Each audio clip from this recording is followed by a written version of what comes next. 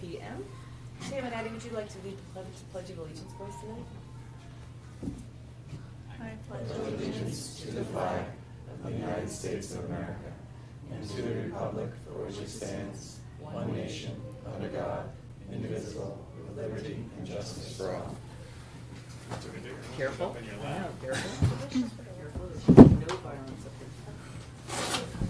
All right, we are going to go right to item number 3. We'll return to item number 2 as our incoming school board member has not arrived yet. So hopefully he'll get here, or at least text me to tell me whether he's going to make it here. So if we can, Steve, let's just go right to additions and deletions to the agenda. The agenda is, I know it's rare, but the agenda is fine as it stands. There are copies available. Great. And any correspondence? Just a couple. There was a question. I appreciate Michelle Clark's work last meeting about what was the total amount raised this year for the first robotics. It was about $28,000.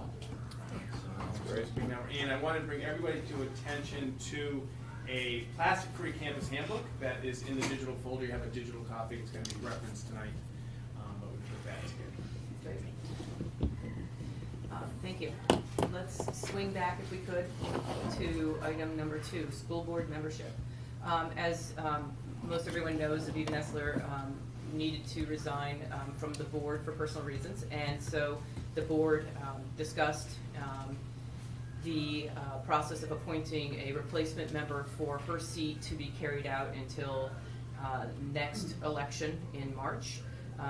We reached out to members that have previously served on the board to see if there'd be anyone who was willing and interested in taking that position, and I'm happy to say that Bill Chapin has agreed to step back onto the board for the remainder of Aviva's term, and we want to thank him very much and incredibly grateful for him to step back up. We've had to do this before where members come back onto the board, so the board's pretty trained in welcoming back on that school board member. We really do appreciate it, Bill. So we're going to go through the process right now, swearing you in, if that's okay, so that you can Do an action item. and do an action item so that you can come up and join us here. So I'd like to make a motion for the Hopkinton School Board to approve the nomination for the appointment of Bill Chapin to school board to replace Aviva Nessler for the remainder of her term through March of 2020. Second? Probably, All in favor? Aye. Any opposed? Now you can be. Too late to turn back Now now. we Yeah. can start your Swear in real quick. get your seat right here. Yeah, we're, okay, there we go. on the camera. Oh, sure. If we must, yeah. Where is the camera? Behind you. Okay, right there. Whereas there is a vacancy in the office of school board member in said town, and whereas we, the subscribers, have confidence in your ability and integrity to perform the duties of said office, and be duly elected the said Bill Chapin Jr. to the position of school board member of said town. And upon you taking the oath of office and having this appointment and certificate of said oath of office recorded by the town clerk, you shall have the power, perform the duties, and be subject to the liabilities of such office until another person shall be chosen and qualified in your stead. Please repeat after me. I, Bill Chapin Jr., I, Bill Chapin Jr., do solemnly and sincerely do solemnly and sincerely swear that I will faithfully swear that I will faithfully and impartially and impartially discharge and perform discharge and perform all the duties incumbent all the duties incumbent upon me as school board member, on me as school board member, according to the best of my abilities, according to the best of my abilities, agreeably to the rules and regulations agreeable to the rules and regulations of the Constitution and the laws of the state of New Hampshire. of the Constitution and the laws of the state of New Hampshire. This I do under pains of penalties and perjury. This I do under pains and penalty of perjury.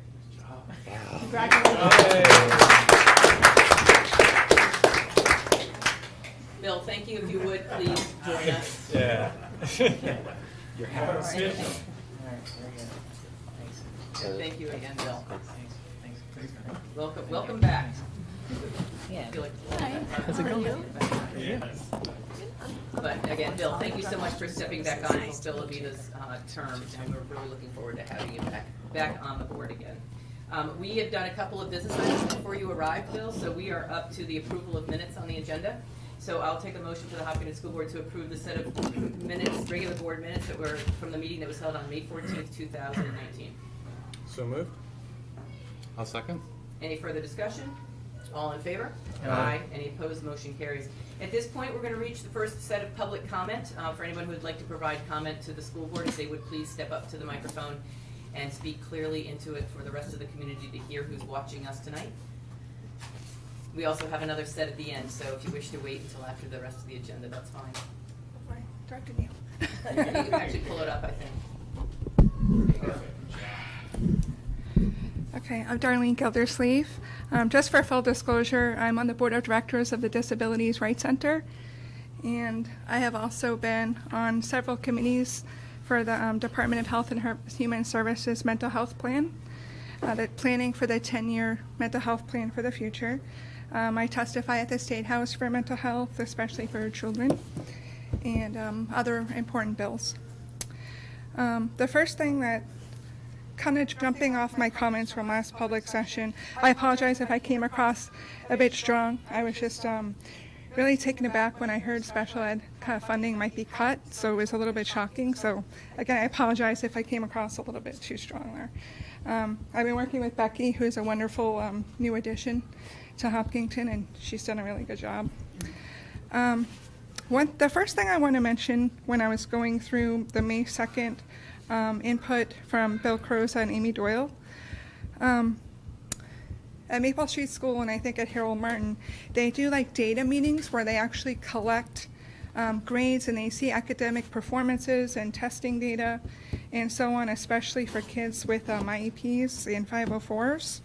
What I'm seeing at the high school from my own experience with my son and from input from others in the community, there is really no formal data meetings being done at the high school. And when you get these freshmen that are coming in from 8th grade, they get a terrible, horrible shock at the academic load. And what's happening is they're suffering both academically and socially. And we're supposed to be getting IEP progress reports, so that's not really happening. And I know Becky's going to be looking into that. She's really quite proactive.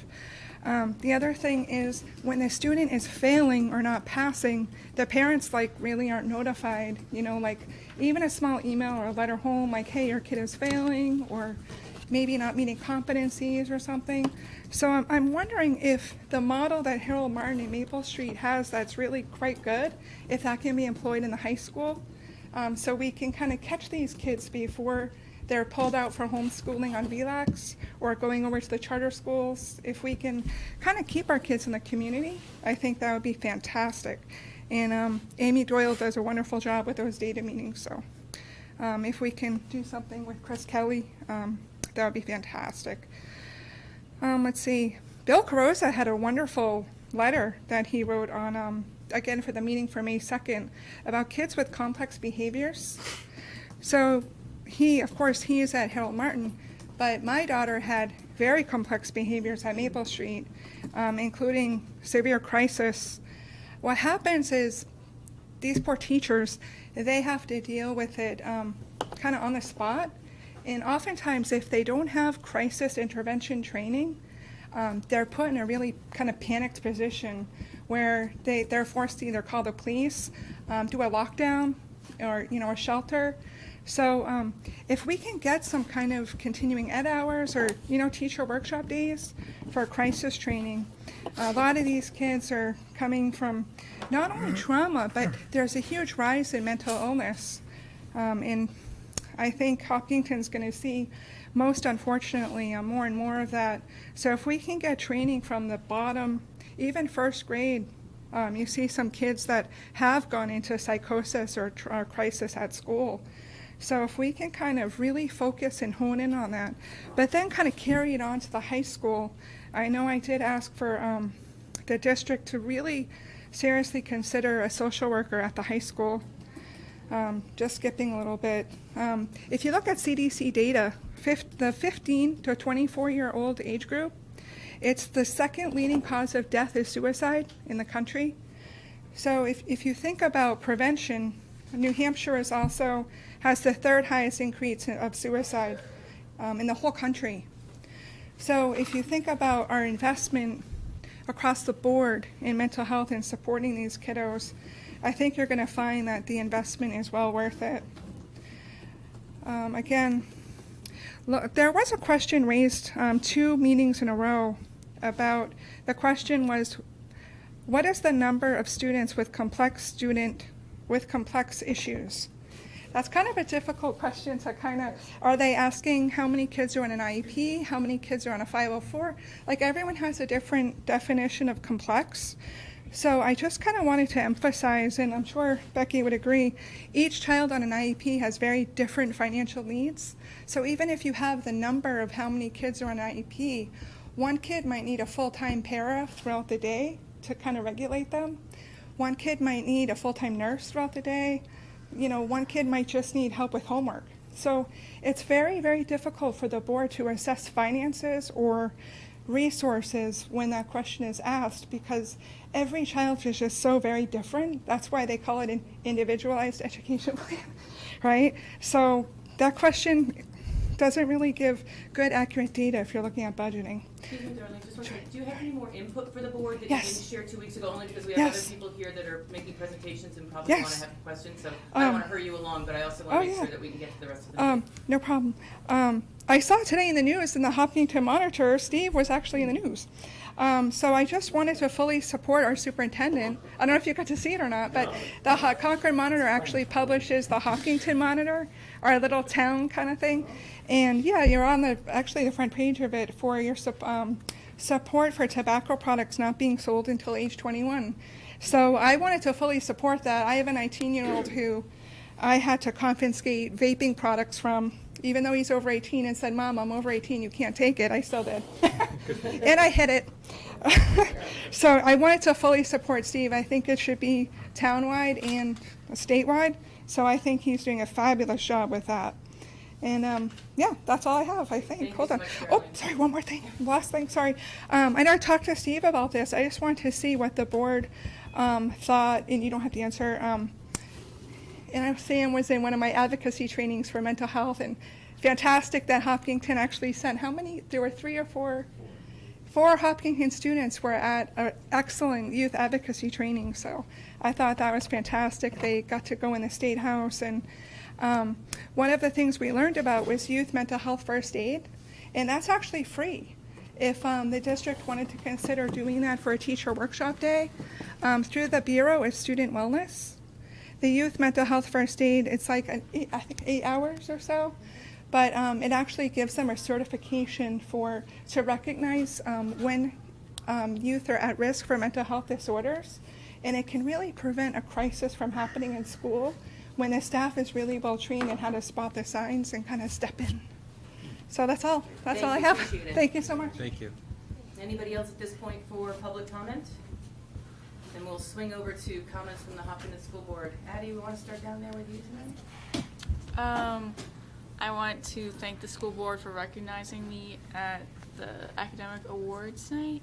And thanks for the book. I haven't started reading it, but I plan to this weekend.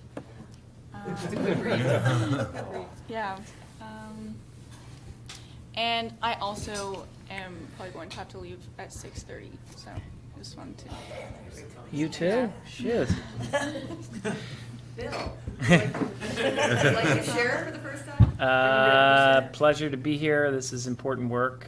Thank you all for your services. Yeah, that's pretty much all I have. Thank you.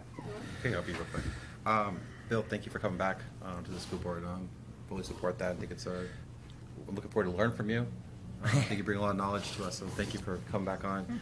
Real quick, Liz and Steve, great job about the all-district awards. The other day, it was great to see all the teachers and how many years they've been there and all the awards that were given out. It was great to be there. Awesome event seeing the student award ceremony. Matt, great job with that. And last thing is our varsity girls are on the right track. They won yesterday and moving on to the semis in lacrosse. So. Very good. I would just say we have a building committee meeting on Monday, and we'll be joined by Ken Rubenstein, who is an attorney at Pretty Flaherty, who's going to talk to us about different options that we have for moving a project forward. He works in construction, legal construction issues, and so we're going to learn a lot from him and hopefully bring a presentation back to the board for a decision sooner than later on a sort of a path forward. And that's So Monday, you said? Monday at 4:30 in this very room, Oh, great. Conference room? in that room. Yes. The other room, Posted. where they have real chairs. To be clear, it's non-public to start, is that what? First 15. Yeah, the first 15 minutes. Just is so open people non-public. aren't waiting for us. Okay, Okay, all right. great, excellent. Matt? Welcome back, Bill. No, it was fun. It was fun to give the awards out the other day. It feels like it was a long time ago. But tried to throw some jokes in there, but definitely want to thank How'd they you. land? I missed an opportunity. The microphone didn't work, and I regret Oh, yeah. not making a comment that we should replace the auditorium. I'll get it next time. But Next. truly, thank you both. It's been great to have you participate and huge advocates for your classmates. So thank you. Sam? Sure. Your turn. I learned an incredible amount when I went to that advocacy training. The Children's Behavioral Health Collaborative in Concord under the New Futures organization has a lot of really fantastic resources, and I think that they would be more than happy to come and provide assistance training to teachers at any point that you guys would be able to fit them in. And I think that'd be a really good addition to the tool set that the teachers already have. Great, and thank you for attending. And again, I don't want to take too much time, but I want to thank Matt for covering the academic awards last week. And I think this board is really queued up this year to be incredibly effective and efficient at the work that we have in front of us and with the facilities committee. All staff celebration, I guess if you want to call it that, really is one of my favorite times during the year when everybody comes together to celebrate each other's accomplishments in teaching, certainly in years of service, and it really is a lot of fun. So, and the best comment I have to share though, Norm, is Patty Conley received the last award that day for her years of service in her retirement, and she came up and accepted the gift that we had for her, and then came over and I gave her a big hug because she's known my children for a long time. She goes to Norm, shakes his hand, she goes, "Thank you so much, even though I don't know who you are." And I just started laughing, and I was like, this is truly the passing of the baton right here. So it was really a very funny comment, but it was great. So thank you. And at this point, we're going to move on forward with Can the I make one meeting. more I'm sorry. comment? Sorry, just one more comment. I had forgotten how nice it is to have the student reps come to this. And Sam's, in terms of all these other things that he does, he learns from reffing lacrosse games. I mean, he does a great job. And there is a lot that goes on at that, and we've had some great reps in the past. And Addie, I see her all winter skiing at Pat's Peak. She's growing into one of the top skiers here, and it's just a lot of fun to have these reps here. So I'd forgotten about you guys. So thanks. Thanks. We're very grateful to have them with us, yes. At this point, let's move on to presentation and staff reports, presentations. Plastics? Love it. Plastics, leading off. Love it. Plastics. I passed around the plastic attack Bonnie, fact sheet. let me introduce Oh, you first. How's yeah. that sound? Because I didn't do a good job of that since Steve bounced it right back to me really quickly. I'd like to introduce Bonnie Christie, who has been before the board, at board meetings prior to talk about the plastics here in the community and the initiative to get some discussion and some forward motion in the way in which we handle plastics here in the community. So now, Bonnie, I'll turn it over to you with a formal introduction. How's And that? I'm here on behalf of the Hopkinton Recycling Committee. Yeah, yeah. Just wanted to say congratulations, Sam, on all your awards. I saw you clean up the other night. I didn't see your part of it, but anyway. Okay, so several months ago, I did a presentation to the school board about the global problem of plastics. Can I move this up a little bit? In the environment, noting that students have begun speaking up about it and asking the town and the school district to do something locally about the plastic problem. At that time, the school board expressed interest in doing something on this issue, but we were getting into budget season, so you asked that I return later when there was more time to consider it, so I'm back. Since then, a lot has happened in the world of plastics and waste in general. 2 states have passed bans on plastic bags. Many other states are working on similar legislation, including New Hampshire. Some are working towards statewide bans, and others are passing ordinances on a municipal level. Bans have been placed on a variety of single-use plastics, including bags, straws, utensils, and styrofoam. These items are just a small segment of the overall plastic that's produced each year around the world. In the United States, about 38 million tons of plastic are produced annually. In the past year alone, the use of virgin oil to produce plastic has increased by 40%. Roughly 9% of this plastic is recycled. Millions of tons of it end up in the ocean, in landfills, on our beaches, and along our roads, in New Hampshire too. It's now found in much of our edible seafood, and in fact in ourselves, because we consume that seafood. Plastic does not biodegrade. It becomes microplastic, breaking into smaller and smaller pieces. The fish and the bivalves eat this. We eat them. We've all heard the horror stories of whales and seabirds that have eaten pounds and pounds of plastic, mistaking it for food until it kills them. Well, what does this have to do with our schools? First, our kids are concerned. They've written to the select board about it. They've done petitions to ban straws in the cafeterias. They've worked with Representative and former school board member Luno, who has brought their concerns to the legislature. I heard him testify on their behalf. They've talked to principals, and they've talked to the superintendent, and they've studied it in their classrooms. So they know things like there's more microplastic in the oceans than stars in the Milky Way. Cleanup groups have plucked over 34,000 plastic bags off the beaches in New Hampshire coastline alone.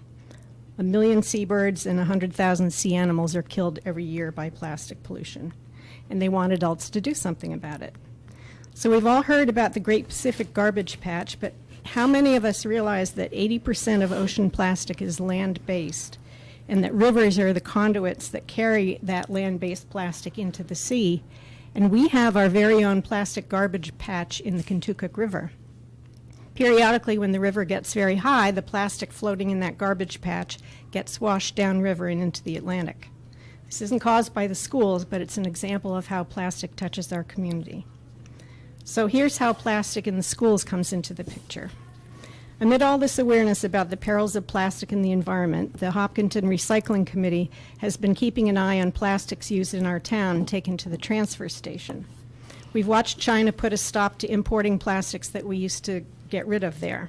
The Chinese decided not to take the world's plastics for recycling anymore and focus on taking care of their own, leaving much of the rest of us to do without a market to sell our plastics to.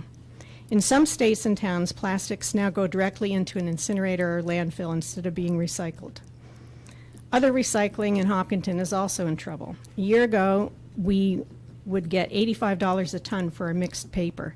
Now we pay between $30 and $40 a ton to have it taken away.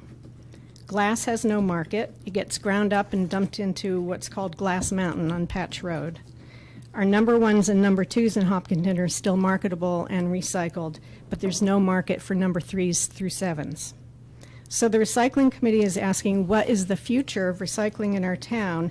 And what part of the overall waste is recyclables, and how much does our waste stream increase if those materials can no longer be recycled? And what will it cost the town to dispose of it? Where does all the waste end up? How much longer can we keep up this production of waste? During our community conversation about plastics last summer, numerous people said, if you want to do something about plastics, you have to look at the schools. They use all kinds of plastic and styrofoam in the cafeterias. It's terrible. So we realized that looking into the waste stream of the town, we have to consider not only what goes to the transfer station, but what other waste is produced in town that gets hauled away by private contractors and ends up in other towns and other states. So in terms of overall waste, our schools are a community within our community, and it all has to be counted in. So even if we were to solve all our waste problems at the transfer station, that wouldn't touch what's produced in the schools. Last week, a couple of us took a tour of the Harold Martin Cafeteria. Thank you to Principal Carrozza for facilitating that, and Tracy Barker for showing us around. We found plastics galore, as you can see in the pictures there. Most of the food is served in single-use plastic containers with lids. The single-use utensils are plastic. Many of the meals are served on styrofoam trays, which get thrown in the trash instead of reusable washable trays. All the condiments are in individual plastic packets. None of these trays, utensils, or containers are sorted for recycling when the kids are done eating. It all goes into the same trash bins. This is every day of the school year times 3 schools. This is a lot of waste. What are the students learning? That food comes in plastic, and that we throw it all away after we eat, and that this is normal. So it's kind of horrifying. But there are reasons why this condition exists, and Tracy walked us through this. It was very helpful. And it won't be easy to change this situation. First, the food service in public schools, as you guys all know, is regulated by the state health department, which requires certain standards for food safety. This includes putting food into individual containers so the kids don't touch it when they're reaching for it. And if we were to serve the portions and have a staff person serve them out, instead of having the self-serve individual containers, we'd have to pay an extra food service staff person. Utensils, if we use metal utensils, they are required to go through a three-cycle wash and rinse system with different chemicals to sanitize them. And also metal utensils get accidentally dumped into the trash bin. They have to be replaced, and the cost differential is pretty high, about 3 times higher than just buying another case of plastic utensils. Sometimes the washable trays also meet the same accidental fate, and they have to be replaced. They're far more costly than a case of styrofoam trays. And trays that go out of a cafeteria, if a student or somebody is eating in a classroom or somewhere else, they often don't get back to the cafeteria. They just disappear into the ether, have to be replaced. So the problems are convenience, cost, and state regulations. These are all tough challenges when we're trying to keep costs down in a school budget. The trade-off is that we're teaching a terrible lesson to the kids. We're adding tons of waste to the landfills and incinerators, a portion of which never makes it to a secure disposal and ends up in the stomach of an albatross or a whale, or in your shrimp cocktail, or in the Contoocook River garbage patch, and eventually on the beaches in the ocean, New Hampshire. So what can we do? That's the question that we're posing tonight with a proposal. First, that we take the issue of waste, and especially plastics, seriously. And second, that the school board establish a task force or a study group or whatever you want to call it to look into the questions of how much waste do we produce in the schools, where does it go when it leaves the schools, can any of these materials be recycled or reused, what are the alternatives, what's the cost differential of going to reusables instead of single-use materials, what are the school and community values we're applying to our choices, above all care, right? How do we work within an existing regulatory system to make changes? So fortunately, we weren't the first school system to ask these questions, and we don't have to reinvent the wheel. There are tools available through the Northeast Resource Recovery Association, known as NRRA, and they can help schools do a waste assessment. It's called a STAR assessment, and they can help work with recycling programs and source reduction. They also do a program, the acronym is TOLD, T-O-L-D, which stands for Trash on the Lawn Day. It's a hands-on sorting, identifying, documenting, and reporting of waste that involves students, staff, and administration. And there's been a very successful program developed in Colorado. I think it's called Green Schools, Eco Schools, that can lead us through a process of waste reduction and materials recycling. The Hopkinton Recycling Committee is interested in working with a school district to do a STAR assessment and a Trash on the Lawn Day through NRRA. I believe there's no cost to the school for this. We'd also like to work jointly with your task force if you establish one.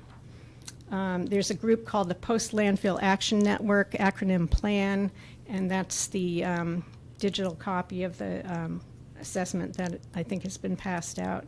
And they've developed kind of a how-to manual for college campuses that want to go plastic-free, and one thought was to adapt that to a public school system, take some of their ideas and work with those. So if the school board does create a task force, I would suggest that it include food services director, building managers, principals, some teachers, some students, member of the select board, and member of the recycling committee, any other stakeholders that you think would be appropriate. As for individuals, Bill Carrozza has been very helpful. Tracy Barker from Food Services is very helpful and interested. Joellen McCaffrey from Tween School and Home has been very involved in this topic with her kids.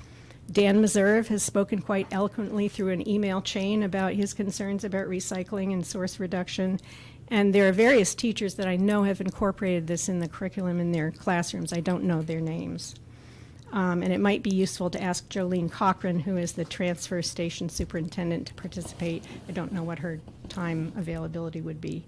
So I just put it to the school board for a discussion about whether this is an idea that you want to work with and how we might go forward with it. Thanks. Tony, thank you so much for all the information. Are you willing to stay up there for a minute while the board asks you questions? Sure. Thank you. I mean, if you Sure. don't want to, that's fine. Do any board members have any questions for Bonnie about any of the information she shared or the work that they've done? And I mean, the work you've done is tremendous. I know we sort of put you off a little bit last fall with everything else going on, but I appreciate you being very persistent about coming back and sharing all Sure. of this. It's a long-term problem. It's like, we'll wait. It's also an opportunity. Yeah. So, I mean, I think we all see the opportunity in taking a look at the situation and really Yeah. looking at what possible changes we can make as a community, with the schools obviously being a piece of that. Does anybody have any other questions or comments that you want to make? And then I think, Steve, what is your recommendation that we proceed from here to talk about a group soliciting some interest, if you will, in a group? I personally, I'll be completely frank and honest, I think making it a board task force is a little different than what I was thinking and envisioning for this. I mean, I am very excited to support, but instead making it a community-led task force that works. Great. Just because of 5 members on the school board and a facilities project that has to be done and 2 sets of negotiations and everything else, you know what I'd be afraid of? It would get kicked down the road even further. Yeah. And I wouldn't want that to happen with all Yeah. the work that's been done to this point. I want to keep Right. that momentum going that you've started.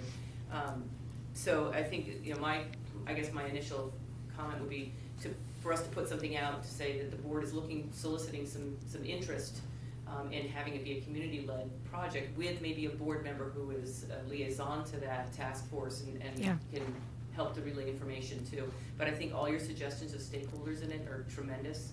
And I think there may be some other folks in the community that would have some interest because it may be they're what they do for work or their background or something like that. Yeah. So I think putting maybe a survey out to say who would be interested in getting a group of people in a room to talk about it, if that's sort of what you're envisioning too, and finding someone in that midst that would be willing to lead that task force or that group to gather all that information.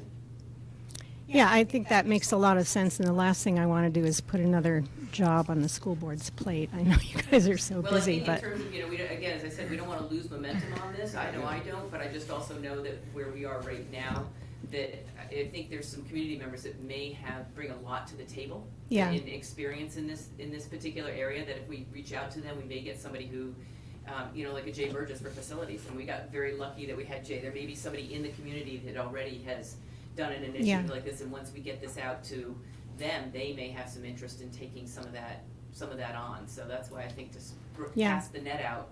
yeah, my thought was if you guys would officially create a group, we could go away and not bother you and then come back when we've studied the regs and looked Yeah, into I think costs that- and I think that, have I would some like to work concrete with the board, proposals. unless they don't support, doing something, an initiative like this, that if the board is in consensus that supporting this moving forward in terms of casting a net for some volunteers who would be interested in getting involved would be a great way to proceed from here.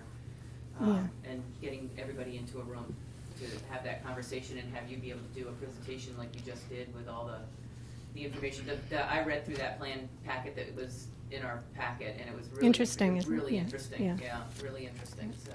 I mean, so I thank you, Bonnie, for sharing this. I mean, I guess I'm less than indifferent about how we structure a committee.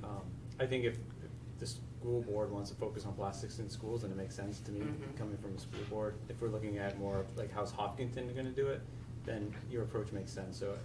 So however it gets started, I think it's a great approach because it is. I mean, I have a daughter at Harold Martin. It is pretty embarrassing that our message to them is that you can throw all this stuff away, and that's okay. So I'd like to see us do something on this. I don't know what the solution is, but I think getting a conversation, Billy has some time as a new school board member, and so Yeah. maybe we do. No, I'm just kidding. He's busy with the flower boxes on the bridge. He's not on any committees yet. No, but I think it's a great idea, and all I would say is, there's a cost of the purchasing of the plastic, and there's a cost of the purchasing of alternatives. But us throwing away our garbage, I assume as a district, isn't free as well, and so looking at the whole Right. cycle of what our disposal costs are Right. would be helpful, because if we're throwing this much away at each school every day, and there's a tipping fee, and we're paying a vendor to move it, Right. all that can get factored in, and so I'd just like to see a task force, not just look at cost of buying plastics versus the cost of buying Definitely. something Look at else, the but whole it's project, the whole program. process, and we did something like that similar as a town when we were talking about curbside pickup and the total cost of Yeah. of removal, and it's really interesting, and so, anyway, I'm babbling on other than to say. No, it makes sense. I'm very Makes sense. supportive of it, and I don't know, I would be supportive of, if the school wants to tackle this, just to, get a good group of people together and move forward with the task force. Yeah, okay. As a select board member, would you maybe see this as something to do within the umbrella of the recycling committee, or have a separate body? It's like, I don't know. yeah, okay. In terms of like the schools, I know Maxine Asmussen has been in the process of forming a group called the Tree Huggers Club, which I'm planning on joining, but we haven't had our first meeting, so I'm not like 100% sure what our goals are going to be, but I know that it's a lot of like environmental stuff, and I'm sure that she would be like really interested in working on like plastics and recycling and stuff. Unfortunately, obviously, Leslie is leaving this year, but He did a great thing in 4th grade. He did his part. Maxine is in the Honor Society, and so that would be a fantastic project for her next year to get her service hours in. So I think that would be a great idea. Do you have a pen? Yeah. She's in soft, Tennessee. Yeah, okay. I want to thank you for a great presentation to the board, and it was really clear, and I want to ask a couple questions. Is there a current school district right now that has no plastics at all? Are we aware of? I've heard about various schools that have banned styrofoam, or they're not using straws anymore. I've heard bits and pieces, but I don't know anything about a school district as a whole that's. Yeah, I Sure. looked online too, Bonnie, the other night Yeah. in preparation for this, and I didn't see Yeah. anybody who had completely banned all, like changed the entire way that they deliver. And I would. Tried to do, when I was principal, twice, we go with styrofoam. And once, the trays disappeared, and I actually went to the student council, and they actually bought a replacement. The kids bought the replacement. And I was pretty frustrated, Yeah. and then, but I couldn't do it a third time. Yeah. So I had to go back, because they would disappear, as you described, Bonnie, so often. But, we just didn't, we need to have enough for multiple lunches, because we don't have the staff to clean it, which we, so we tried various things, so I think a task force can come together. I think you've created, in between school, there's really is momentum that's talking about, so how we structure this, I think there's some teachers, I think there's some kids, I think there's some community involvement, I think we can move together. So what, I'm just gonna propose an idea, and that would be to put a date on the calendar before everybody scatters for the summer, to just have almost a meet and greet, get together, people who are interested, maybe in one of the libraries or something, that we can all come together, if you can be there, Yeah. and see what kind of level of interest there is with people within our school buildings, as well as people in the community. Start there. And I know I've told you I'm very interested in helping out, so I think that we can get a group of people together that's going to be able to come up with a framework for a plan, that's going to be able to at least start moving the information to a place where it can really be looked at, from all aspects. Awesome. So, yeah, that sounds great. So thank you for being patient with us too. No problem. I agreed with Yeah. Jim and how possibly forming the task group with that angle. I think that was a appropriate way of, since it's a school district, we're able to kind of narrow it down that way, that we're able to get things closer looked at and down that path. So I kind of agree with Jim, but I definitely fully support this. I know when I was sitting there not too long ago, well, you did a great presentation, and you're very passionate about it, and I just want to say it's something that I hope this board really takes into heart and gets implemented. Steve, what percentage through the schools eat at the cafeteria and what bring in their own lunch? We have that, not right? Well, it's not very high in the elementary levels. It's not really very- more prevalent in the middle high school. Ma- That, kids are taking more hot lunch in that. In high school, Middle taking high more? school, That's what's more yeah. common, yeah. It's very, when we did a study years ago, it's, a lot of kids are attached to their lunchbox when they're little. And Right, well, so there's, it's I very mean, we hard to just get- clean out our lunch boxes and there's no waste. So if the message could be that, towards that, I mean, we could solve some of the problem. I get you can't have, you have to provide some food. I understand that, but. I think it's all in the mix, and we gotta look at the numbers. and Yeah. things. I appreciate that. Good comment. Appreciate you've done to raise the sense of urgency. Well, thanks for listening and being responsive. Great. And hopefully you have some big fans out there now with the streaming, so, thank you. Thanks, Bonnie. Okay. Thank you. All right, Steve, let's move on next to graduation requirements. So, I do appreciate, this is an additional meeting on sequence. We had the schedule, but we revised a little bit. So this was originally planned a while ago. So, I'm telling you, so the outcome of this, as I just tell a little story about where we are in graduation requirements in the district, is I'm trying to take the board's temperature, where this is on the priorities, and is this something that you would like to continue to look at, or not? If you are comfortable where we are, that's okay too. So in 2007, 2008, I was a high school principal.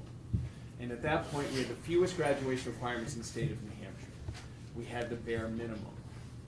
And it wasn't, and back then, to graduate early, they needed the principal's permission plus the Hopkinton school boards. So when you have a graduation requirement about 20, about 21, and we have what's known as the AB block, we have 8 classes. You could take 7 classes, so have a study hall every other day, and then graduate in 3 years. And that was about 10% of the kids. There was a time about 10% of the kids were coming forward to the board about graduating early.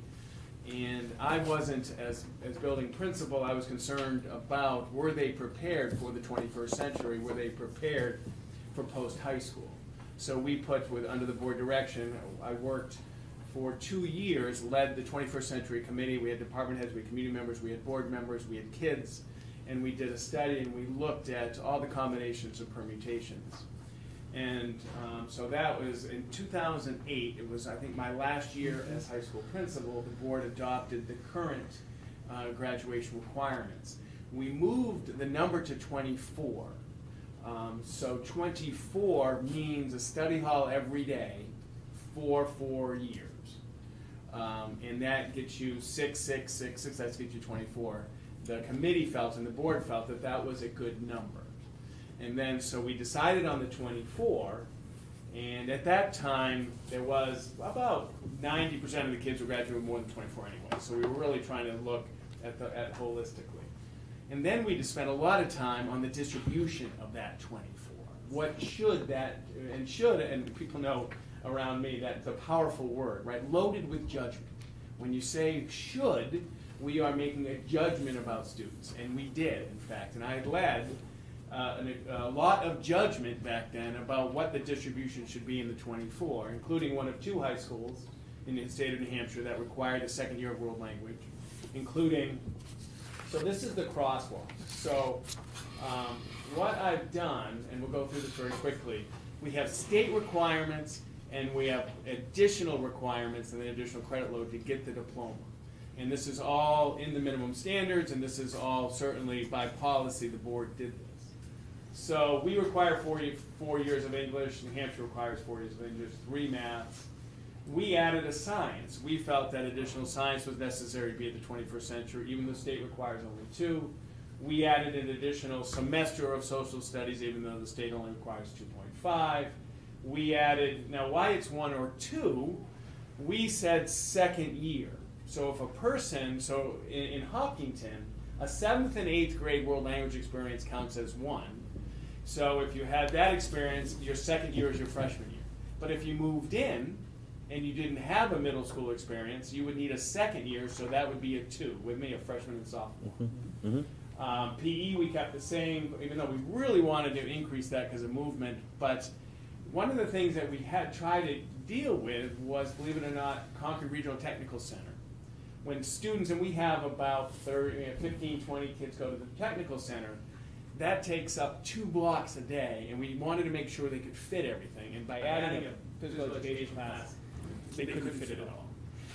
Fine art and a practical art. And so those are, so a practical art means it's an engineering class or it's a wood class. So I was very proud of the work. I was very proud of what we were doing and felt back then. 11 years ago, I was a younger whippersnapper and felt that this was the way to go. So in the last 10 years, I've done an awful lot of work, in applying and looking at this notion of care. And one of the things that I spend a lot of time talking about is this notion of all kids. And that's actually something that I talk about more than anything else. When we say above all care, when we talk about all kids, do we really mean all kids? And when in a couple of guiding principles, when you require something, you are preventing something. So if you require an additional science class, that means those students can't take something else, right? Because it's a zero sum. So that's something I'll have to come to grips with. And often when I speak, either it's in HOP or I speak a little, at some occasions throughout, a lot of I probably informed too much of my work by my experience as a father. And when I look at what we were requiring students to do, what I felt as a 43-year-old principal, that this in fact is good for you, I'm taking a different look at this now under this notion of caring about all kids. So the gap, what I'm asking the board to consider, and it's not all or none, and can be continue whatever you want, but in looking at becoming much more elective and less prescriptive, I truly believe that 24 is the good number.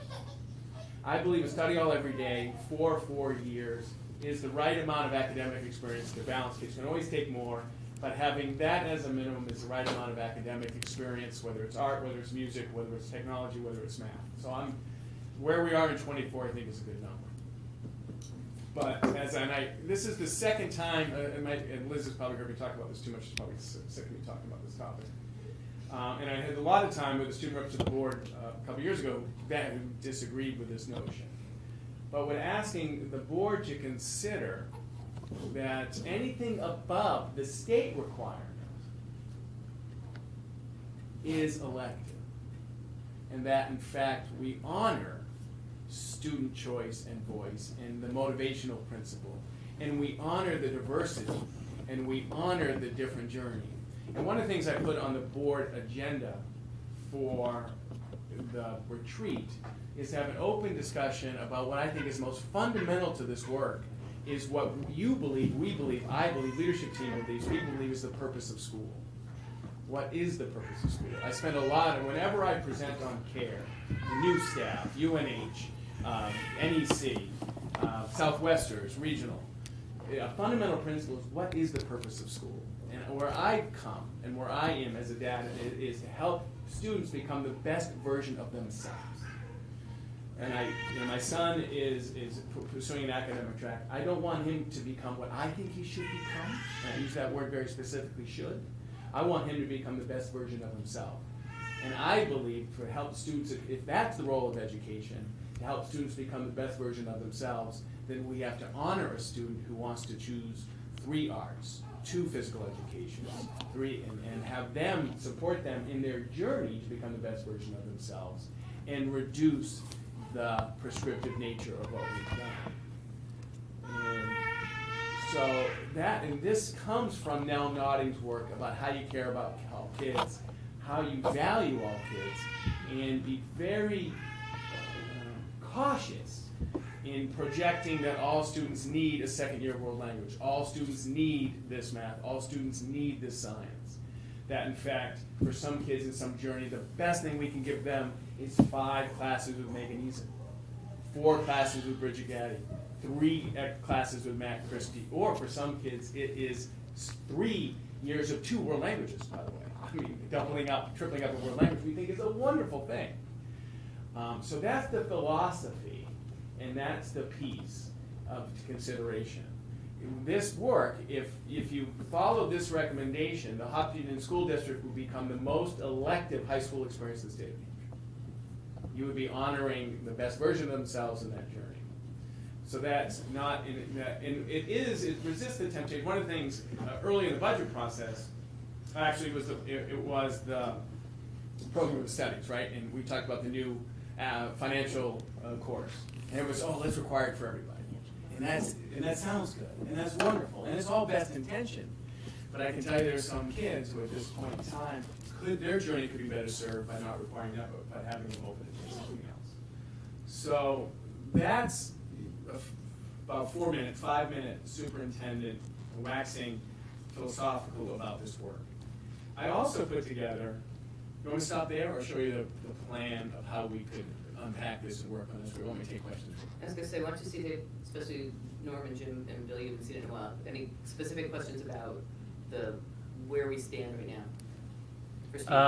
Not specific. I've heard this before, Steve, and I like your tour through being, principal to looking at it this way and then looking at it a different way. I sort of thought the same thing you did. Like when you said it, I sort of understood what you're trying to get at.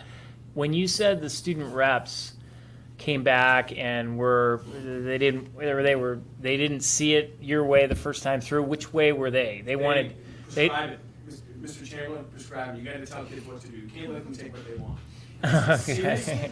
Okay. I said, seriously? Yeah, you got to prescribe it. I go, seriously?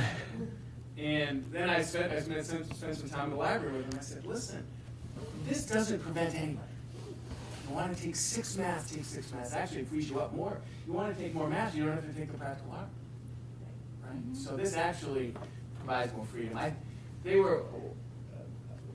plan was to actually meet with them after they went to college for a little bit and say, if they grew and had more elective experience. So, but I haven't caught up with my 2 detractors, my anti.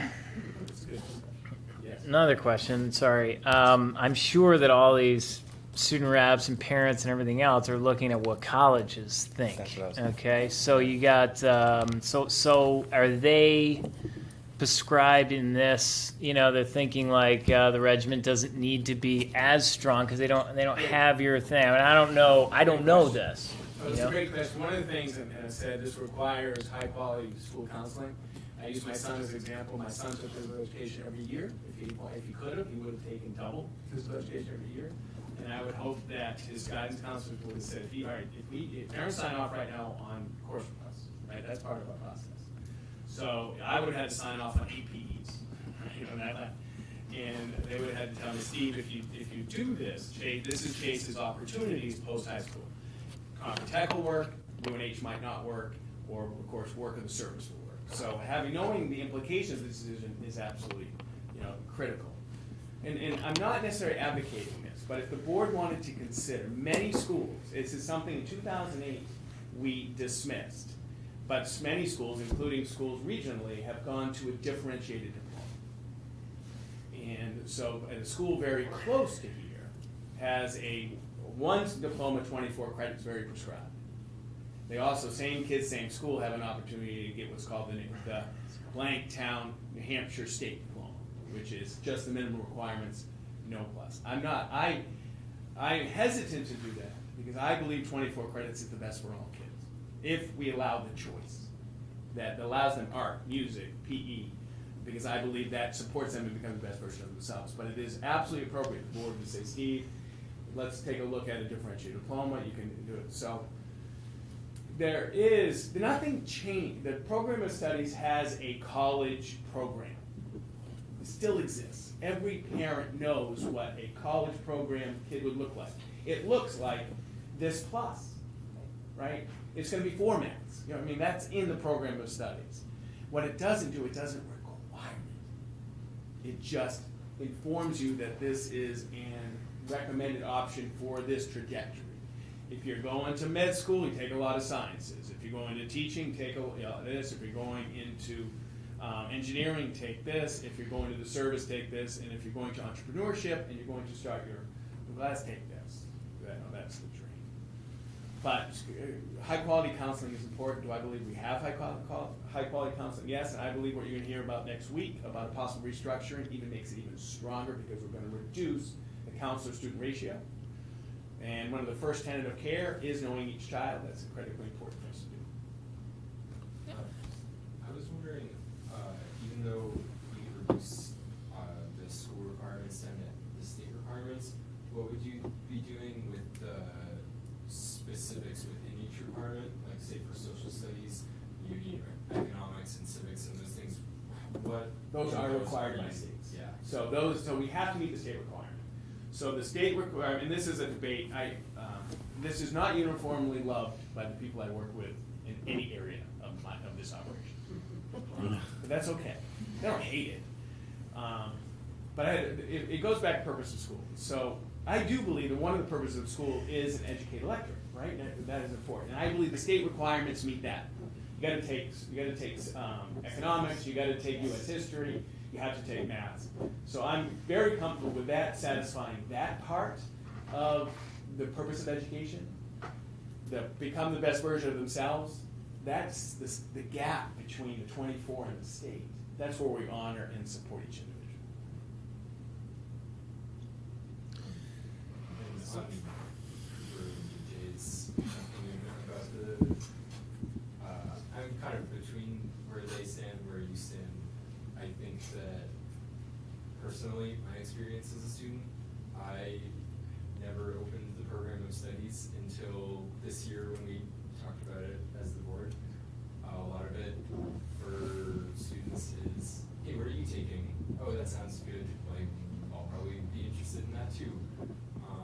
I think that there is a number of students that really care about what they're taking, and that there's some students that really could use more education about what they should take for what they want to go into after. So, And to be completely honest, I believe the people that I've spoke with are somewhere between this and me.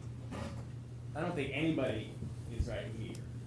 I'm absolutely, as you can tell, I'm all in on voice, choice, motivation. We want kids in class who want to be there, but I do understand that somewhere in the middle may be more palatable in this work, and I'm not anti that.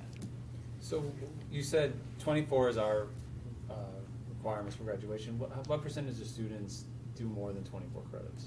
I can get it for you. And Just that'll be part of an this. ish. What's an ish? 90. 90-ish. So the majority of people do more. I mean, when I did it years ago, it was like 90% were way up there. Okay.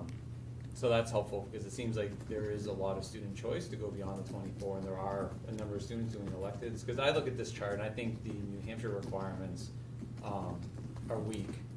That's my general. I don't think they provide enough of what I think school is for, is prepare a child for success in life. And so I just see the New Hampshire requirements as being not junk, but just pretty weak, especially in the 21st century. We're not requiring that for students. Especially And then I just think about some of the stuff that we're requiring more of, which I think some of it's valuable. Like having a practical art elective is a valuable skill for anybody. Even if you're a math nerd, you should have a practical art elective for diversity in education. And then I think about things that we're not offering or requiring that I think would build a good, I shouldn't say build a good person, but help someone. Sort of like personal economics would be a very valuable skill set that I think no student would probably elect to take because it's challenging and no one's really comfortable with it. But in order to have a student being the best that they can be, to me, that's a very valuable skill set that I think we should have a serious conversation about. So I think going to 20 and calling it a day, I'm not sure I'm there. I understand your philosophy. I think practically it's a real struggle. That's not to say that 24 and what we have on this chart is the best course, but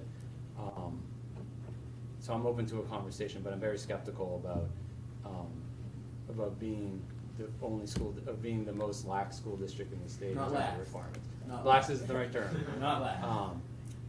Well, I would say I think the state requirements are pretty lax, and so I would say if that's our adoption, I would call it pretty lax. But anyway, Can I clarify? You're not saying to go down to a 20 No. credit diploma? they're saying 24, but 20 is So there'd be four, Well, basically. and Four it- electives, become but more. 20. No, the state has free electives too. So the state requirement at 20 is what we would, So we would require, and then we would provide for we would 24 to graduate. prescribe Yeah. this and then open this, but the state requirement doesn't, I didn't keep going. We do information technology, we do health, careers, experiential learning, so open electives, there's already open electives. Sure. So they also do health, careers, we do careers, they don't. Yeah. We do an experiential ed, which is a general requirement, they don't. So it's, so that's the notion, we could get up to 10. Correct. We could get up to 10 electives, and I certainly serve at the pleasure of the board, I get it, just education increases value when students are interested and the timing works. So yes, I can sit here and say personal finance would be good for all kids, but I can tell you that for some kids at certain times it is just not of value. So that's a judgment that certainly the board, by writing policy, is absolutely free and within their responsibility to do. But educate, one of our tenets is voice and choice. And having kids in your class who elect to be there as opposed to kids who have to be there changes an educational environment and makes it more rich as well. So No, I appreciate that. I'll stop there. When I first looked at this, being a father with a freshman, I was actually really surprised that the state did not require foreign language. Very surprised, and that was my first reaction. And I do agree with you that there's quite a bit on here that I was surprised being weak, like you said. Question for you: the personal finance, was that the thing that was talked about in December with the high school? I might have brought it up. We had a class. We had a class, and you're thinking about maybe making that as a requirement? Oh, I Just don't know. as a floating out there, As a maybe? floating out there, just, I've had students that have graduated, who, from being a father, that would have been a wonderful requirement to show students what compounding interest yeah. means and how certain loans will affect the rest of your life. And I just think that's a standard sort of Yeah. basic course that as we send young minds out into the world, having a basic understanding of that would only add value.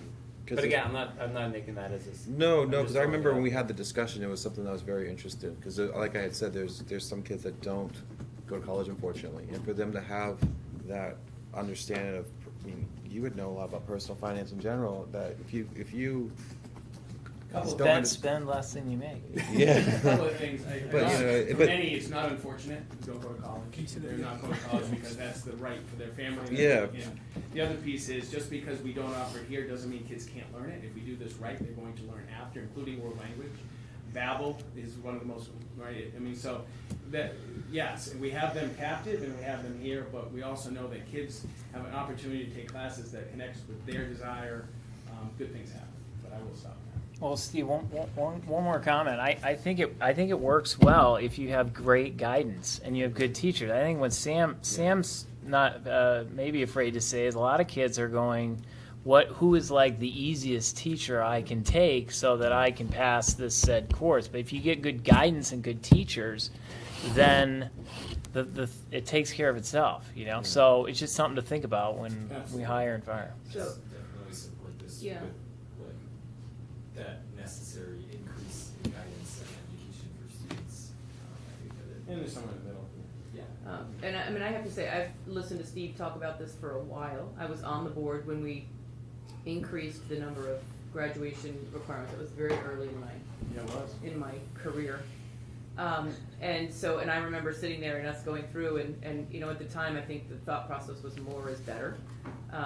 But what we didn't really get into was the quality of what more looked like. And I think I have to say it's taken me a while to grow maybe to the place where I really do support the idea of there being opportunities for choice. When I hear the board talk about the value of certain skills such as personal finance and things like that, I start to think more creatively about, well then how can we look at some of the things we do offer, such as careers, and be able to look at the curriculum and have discussions at a curriculum level with the building principal and administrators as to how maybe we incorporate those skills into something that we already have on the board, as opposed to creating a whole nother program that has to be required, you know, so we don't get into the whole conversation of requiring something. It's really about what we're doing and what the quality is of what we have in terms of the curriculum itself. So I think those are really important discussions. I think tonight really was for Steve to passionately talk about where, you know, his sort of thought process is with graduation requirements, and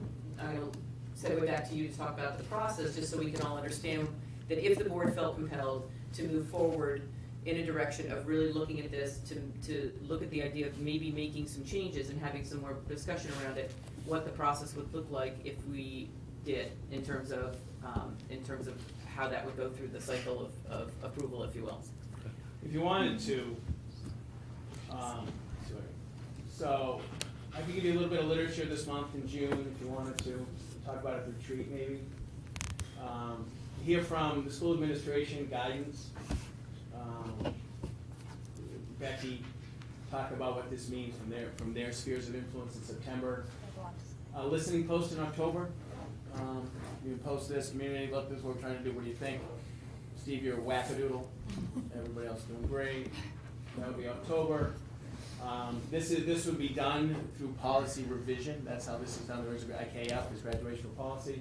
If you wanted to draft revised policy, you'd have readings in November, December.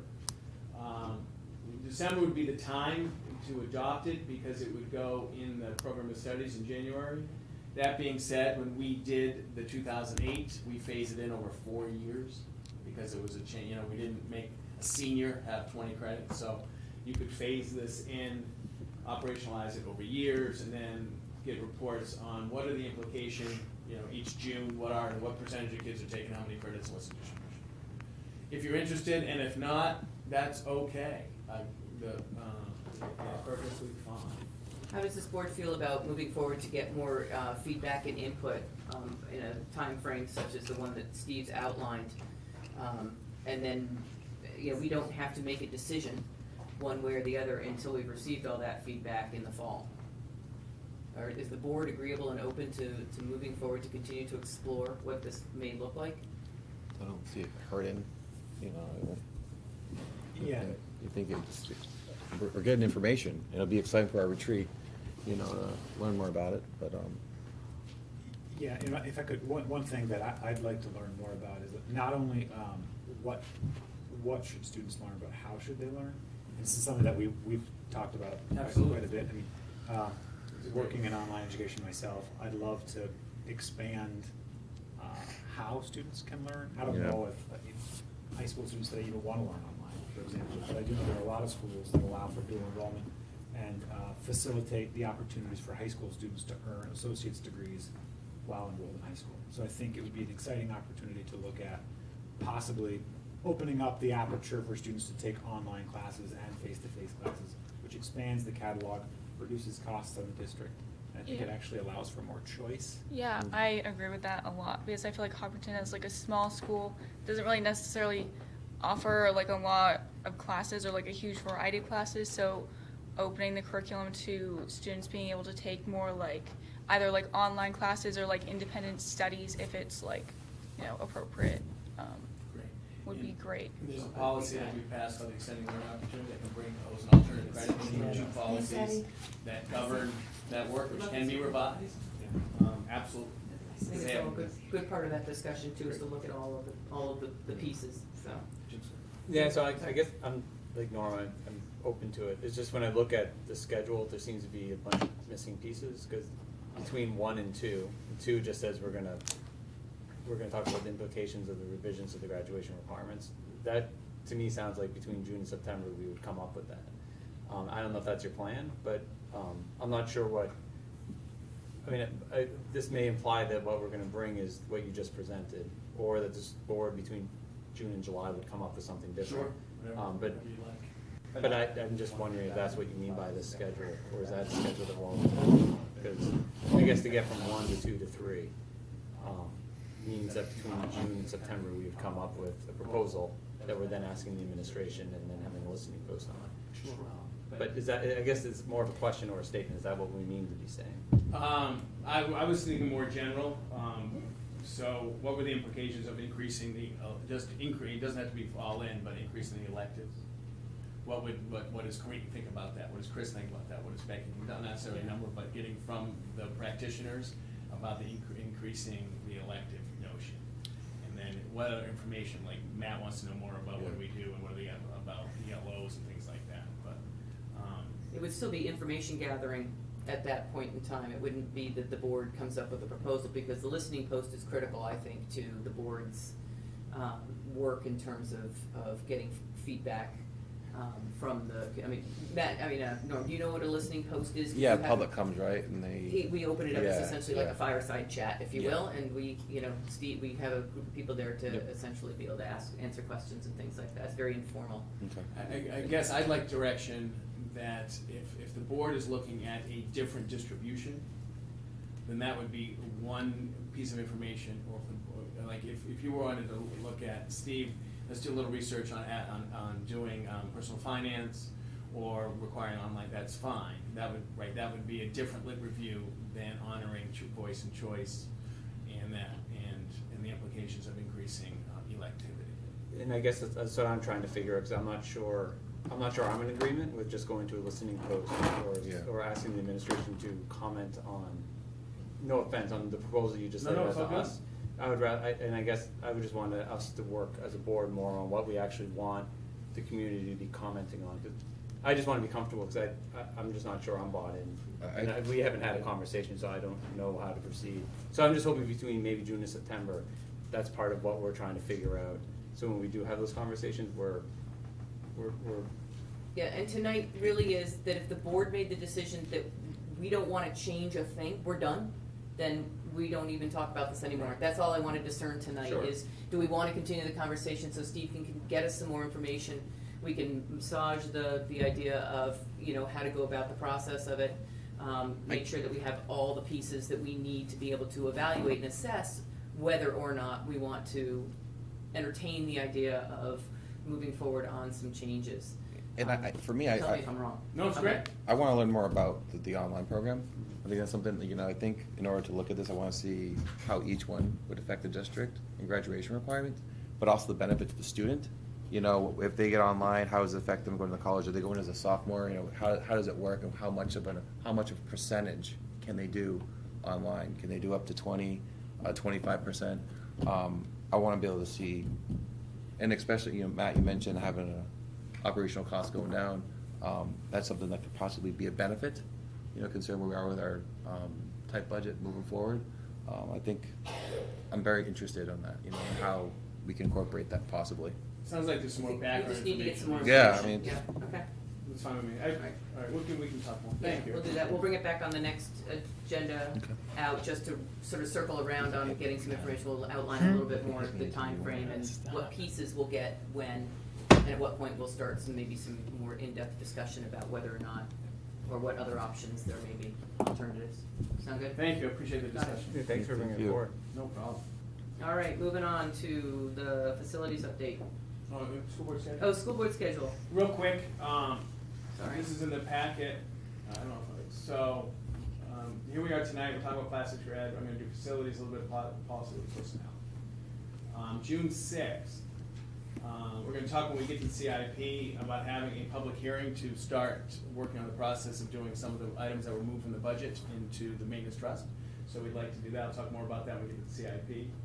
The plan was to have an update where we're on the visible curriculum, have Bill come, Matt, Tara, to work on from our design specialists in Rubicon. ESY nominations, that's extended school year, that's summer, we have to get going on that. You've got board reports, the central office will provide board reports, written reports, every other month we're doing those, the buildings did May. Some planning for the board retreat, especially if it's in 2 weeks, if you're asking me for, I'm gonna need some direction about stuff, so that'll be on the agenda. We've got secondary school counseling, restructuring, that is a little bit of time sensitive, because remember Amanda Santora resigned, and we're looking to replace that, there might be restructuring connected there. We'll continue to work on policy, and I suspect for now, forever, we'll do some personnel as we continue to fill positions. The only piece that I didn't add, that I put in my notes to bring up, at some point soon, is the superintendent's evaluation. Because typically that book is closed by June 30. We have the retreat June 6 to June 20, And then last year, I think we did a special meeting in June, but just if you have a desire to evaluate the superintendent, that's post haste. Yeah, and I need to talk to Matt about that process because I've outlined it, and you and I need to get together to talk about that. Okay. Just reminding you, June 13th is the cookout, 5 o'clock, something like that, 5 o'clock in the pavilion, always a fun time. Graduation, 14th on the day, here's the retreat. We may have to do some personnel, right, for hiring at that meeting, just, we have to do that. Topics possible, do you want to talk about board goals, district goals, purpose of school? Most years in the board retreat, I've done a strengths, weaknesses, opportunities, threats, SWOT analysis given you. And this board hasn't really dug in on to the driving forces of the work of the district, the mission of care, magnificent instruction. If you want to dig in a little bit about those. So this isn't a today thing, this is a start thinking thing, but I'd like some direction in a week from today so I can prepare, make sure that it's a valuable couple of hours. Great. Do we have a location? We have to have a location. Yeah, we have to decide if we want to stay in town. Sometimes stay if we want to get out of town. But like us? We can. It's all, if you guys don't mind getting out of town. Then we think about it, but we'll talk about that. So that's the schedule. We did hit our topic list. We hit vaping, graduation, we hit PI, we hit CIP, we're hitting curriculum direction. Safety plan I did, and data security. So we've been working. You guys hit we've the been vaping? along with that. Yeah, that was a big topic. Everybody okay? Yes. The only thing I'd ask is, I know some of these dates have conflicted with other school events. Is there any way to try to, I don't know how we do that. It's not like people here, there's not a lot of people here, but next Thursday there is a concert here. Yeah. So, my daughter will forgive me, but if there's any way to try to either like have them figure out what our calendars are, or like, so we can get people here. Is the Not concert selfishly. No, but it's been happening, it happened quite a bit, you know. But you can go down. Thursday, To that. You can go down to and that. we moved for Aviva, we can look at it, we can go back Tuesdays. I mean, every day there's conflicts with something. But if it's something, Thursdays is we found when I was building principal, we moved a lot to Thursdays. Parents came on Thursdays because it's Friday. It's not like Tuesday, you have 4 days left. Thursdays is good, I think, for some, right, because you're at the end of the week and you can, so, but if you want to look, you know, in What time's September, concert? look at a different date or a different time, it's open to do that. Or, many school boards meet once a month, so twice a month. I can only imagine how hard it would be. Well, what's the time on June 6th? It's at 6 o'clock? I think it's at 6 Yeah. o'clock. I don't know if it's here, if it's at the high school. Could we- It's at the high school. It's at the high school. Because Oh, it's the high it seems like a lot. Okay. if- Spring concert. Yeah. Okay. Oh, okay. We could look at starting our meeting a little earlier. Sure. And then. What time is that? Does Concert it starts affect at anything else for you guys? I mean, I have these dates and times set. I have a really tough schedule, so Okay, it's so hard for me it to. would be hard to move up for your. Yeah, I'm not saying it's schedule. impossible, but kind of the Okay. one-off moving So, around is really tough. Is everyone gonna be here next Thursday? Yeah. Okay, so Yeah. why don't you go to the concert? Oh, thank you. Yes. Okay. And if Because you it have, doesn't affect any of the rest of us, and so as long as you're comfortable, we're gonna meet anyway beforehand. if You you have okay? input on So- this Are you thing, okay with next Yeah. Thursday? Yeah. What? Okay, This will be relative agenda will be this. okay, good, we got it. Are we gonna move to mornings in July? Typically. So in the past, in the summertime, gang, we've moved to morning meetings, early morning meetings, because of it being If summer. you want. If we want to. Last summer we didn't Just because think about it. It's we once streamed a last, month, we didn't have our right? own streaming, so we streamed at the town It's hall town hall, last that's when summer. we started. And we didn't want to open that up, but if Like you what, want, like during the most week or summers weekend? we've gone 7:30 to 8:30 in the Mhm. morning as needed. Yeah, so But- just think about it as we, in the next week or two, so we can plan accordingly. Whatever floats your Yeah. boat. Okay, You serve the float your boat. I like morning meetings. CIP. CIP. Everybody okay? Everybody all right? Yes. So, very much appreciation to Michelle and Bill, and so, we're going to, so, I wanna go home. No, I wanna go just home on the started. I was gonna website. say, I really? wanna go home on the website, not home there. So, and what Michelle's been doing lots of work updating the CIP, and I wanted to call her to tell her, so the CIP is a live document now on the website. Fantastic. So when Michelle makes a change, it's up, which we think, so the way you find it, Command plus, see? Yes. And departments, facilities, and it's right there. Plus one. Where is it? Right, Apartments? Right, under facilities capital improvement plan CIP, you with me? So, click it, and so this is This is live and in person. So if Michelle's working on it, this is a Google Docs, we'll all work on it together. Let's see, who's there? Norm! You're on the document. Yeah. So a couple things. Since our last meeting, I got a chance to talk with Neil and took a look at the town CIP and their work, which I really liked. Always liked the work that the town and Neil does. So the overview, Michelle and I are going to put just some quick revise. Michelle did it yesterday. We're going to make sure we know between us when was the last time we updated it. So where we are in Harold Martin, Michelle has started building out every component. So these have just recently been replaced, but this is now going to be built out as we want. So Billy Caruso and Michelle and I are going from the maintenance plan, putting all the pieces in. Again, this is work in progress. We're making steady progress. It's not where we want it. We did put the years out to 35. So we squeeze, and Michelle taught me about hiding. So double click somewhere. There you go. Wow. There it goes. It did. So now it's 25, 26. So we'll be able to squeeze and expand through 5. And so we're starting to build out. Maple is starting to build out. We've added a door, everything, the security cameras which we just replaced. So we are trying to meet the board's goals. Again, everything is building out and moving forward. She added SAU stuff, fencing, siding, chimney, plumbing, and basement all going. So this will be steady. It's not anywhere near where it will be, but I can tell you we are making steady progress on it, and the community can see this. We have to add values as we move out to FY30. We've got $50,000, I think that's for the boiler at the SAU. And we're trying to get some numbers, and these are just rough. And as we get closer, we'll sharpen the pencil, and we will comprehend. So we are working. Technology, Matt's taking a look at the town, and we have on the overview the CIP requirements, $10,000, 5 years. Matt and I talked about it today. So maintenance trust, and this is the direction, and I talked to Neil. The town does 1 year back, 20 years front. So what we'd like to do for the next meeting is hide everything from FY19, make it a little tighter, make sure the board is right. 1 year behind us, 20 years ahead of us. Worked. And tonight, we're going to talk about, I'm going to show you, so we're looking at, we're going to be adding, we're doing a lot of stuff in the CIP. So we're going to do curtains, we're doing we're doing video, we're doing pumps. And I'm going to show you another spreadsheet in a second about all the stuff we got to do in the public hearing. Michelle put together a spreadsheet for me. No, that's the other one. We're going to talk about lead in a minute too. Hold on a second. And I'll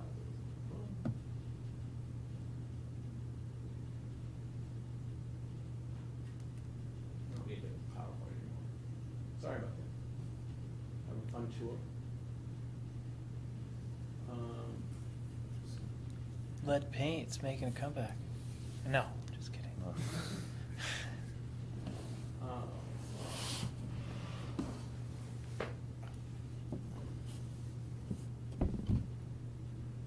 So for the public hearing, we're ready to talk about hot water heater replacement, circulating pumps.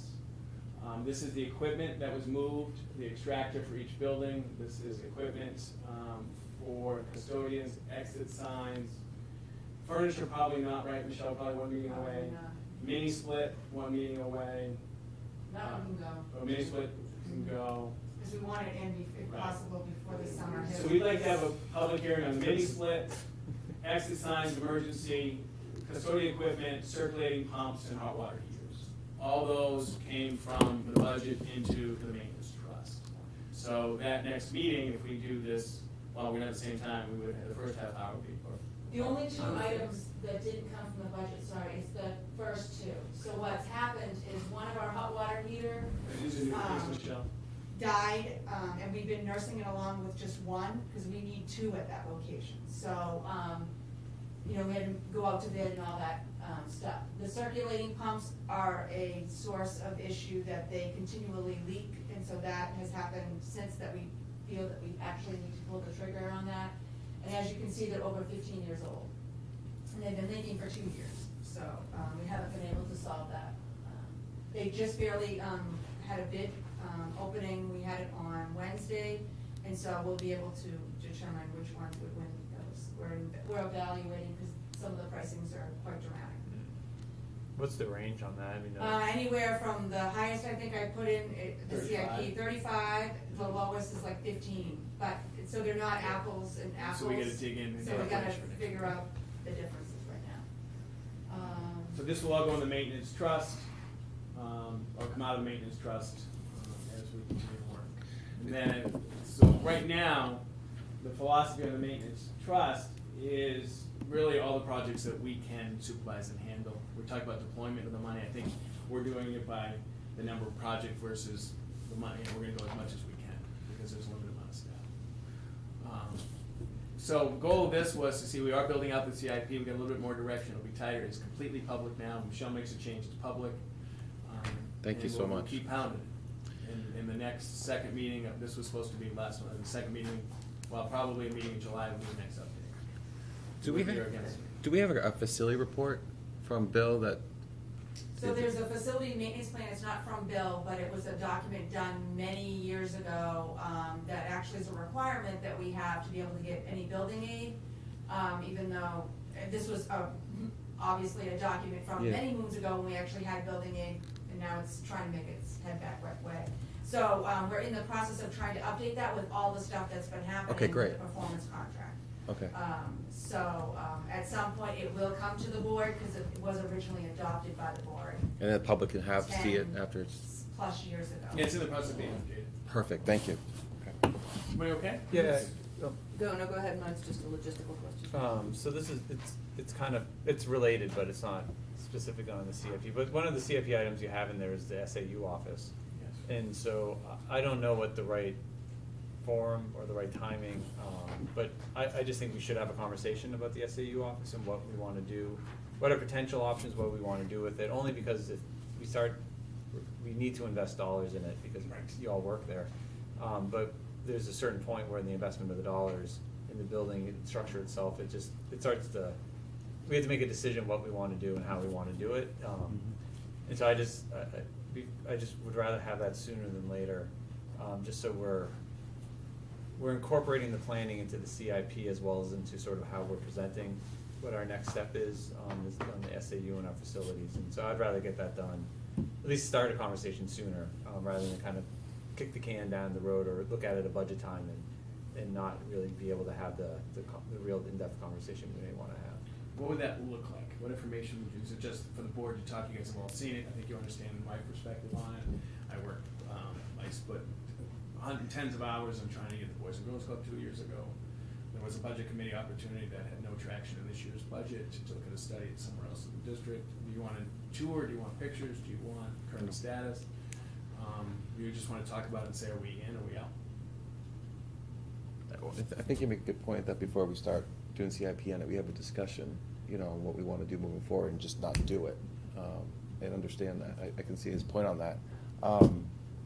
We all saw what happened last year, 2 years ago with the Boys and Girls Club, that was kicked. And I've been in the SCU building and it does need work, but before we invest into it, what's our other options is definitely a good question. Or even what's the, I don't know, I mean, what's the Yeah. options with the building itself? Is there, can you expand, can you do something? I don't know, so just, you do, I don't. So maybe having a conversation about existing facility, what can be done. Just spend a little bit of time revisiting the process that we went through when we were doing the facility project. And, right, I mean, this is, Michelle and I've had this, you and I had a conversation at your office. All right, if you're gonna start putting money into it, then you're gonna increase, strengthen the marriage as opposed to a deed. And if you're gonna strengthen the marriage, is it a 20-year marriage? And then the question is, do you wanna put some money in next year's budget to do a study, $5,000 architectural study to expand? We know how much square footage we need, we did that 2 years ago. We know how much that Harriman said we need 4,000 square foot, we've had it down to 3,000 square foot, and Harriman thought we needed 4, and that was 1.2 million.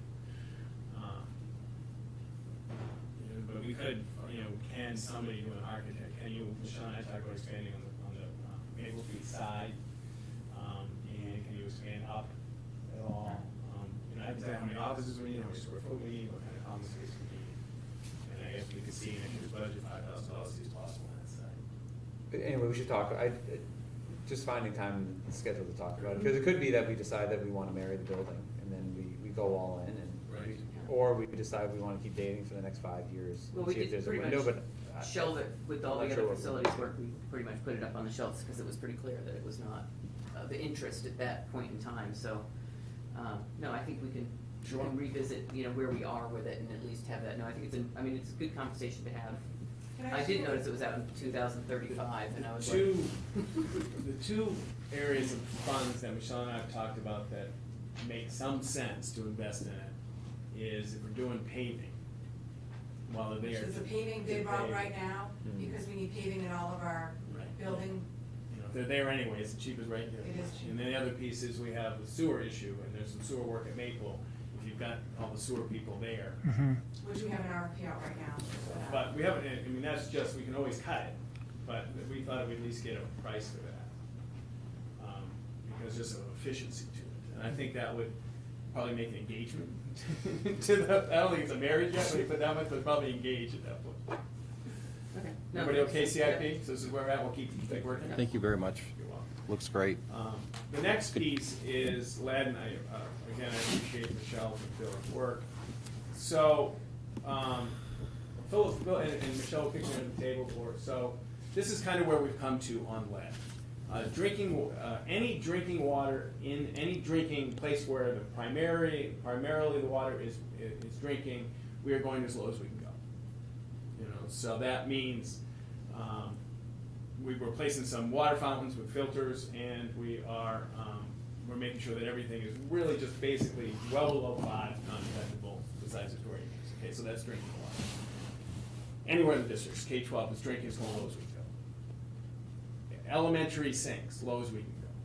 What we did is, I wrote this in board notes, is we piloted about $100 under sink filter so we tried to replace the faucet, didn't work. We worked with Cynthia, who made the presentation. Instead of cutting back and going, oh, can you put in a water filter below? And the water filter worked. For $100, we now have water that is basically undetectable as low as we can go. And then since that worked for what we were trying to do, we're putting 5 in. That means all the elementary sinks in classrooms, we're still gonna post. We don't want kids to drink them. But if they do, it's okay. So that's where we are drinking, that's where we are elementary sinks. Bathrooms, district-wide, we really don't want kids to drink in the bathroom for a variety of reasons, not just lead, sanitary reasons. So we are posting those as do not drink. Second, if there's any sink in the district that provides drinking water, that it's the only sink in the area of the school that faculty are filling up their coffee mugs, so they're doing something that we're going low. Remember, we only get reimbursed for to 5. Anything below 5 is on our ticket, but for drinking water, right, we think that is of value. High school sinks, we are posting do not drink. We're not doing anything with high school sinks. We are if there's 15.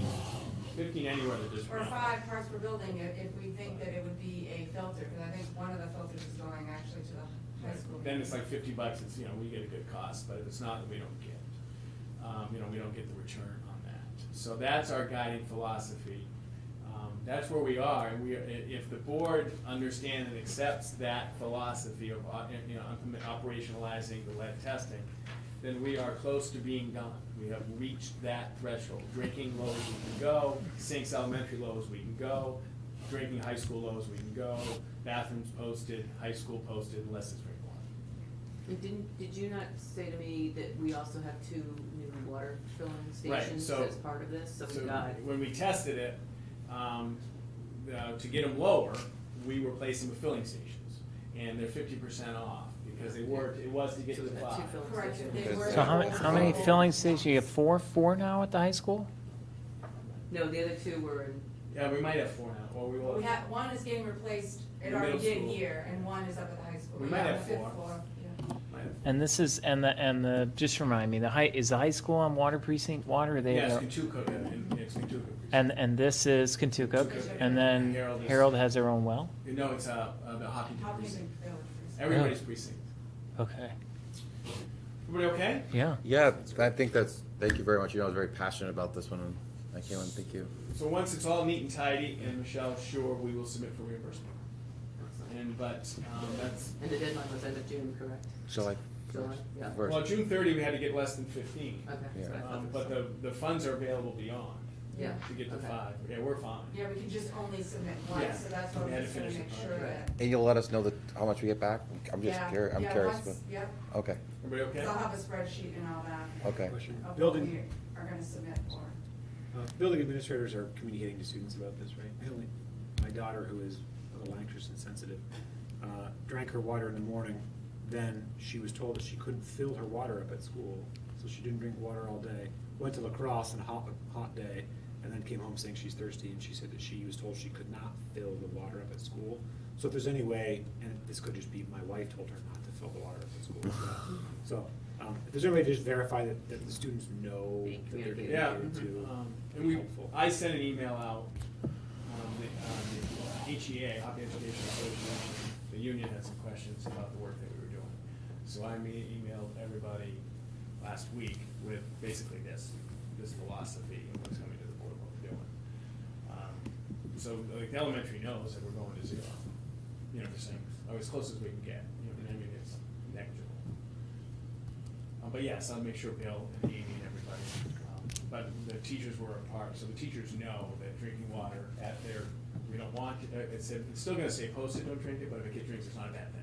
We really wanna encourage people to use the Yeah, that's a good idea. It's just good habit for their, it's not a bad, if they wanna do it, they can.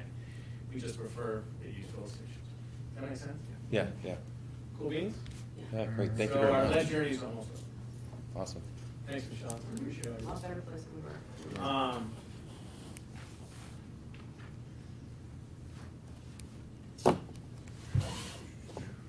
So the next section of this work is a policy.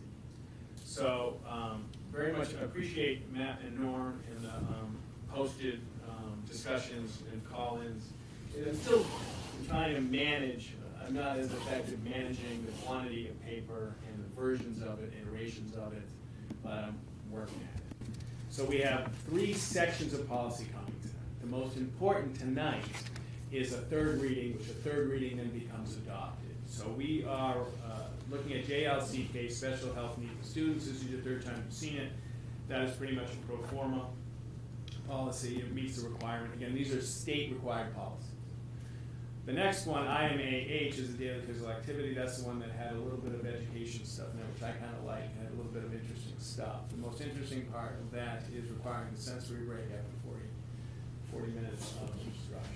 I did get a chance to meet with our OT, Kristen Dineski, and talk about this work of the board, and she was beside herself in glee, saying that the Hopkinton School District would adopt such a sound policy, and volunteered to work with me this summer in developing the professional learning page on the website, making sure that the staff understood a variety, I think I said 67-ish ways to provide sensory breaks for kids.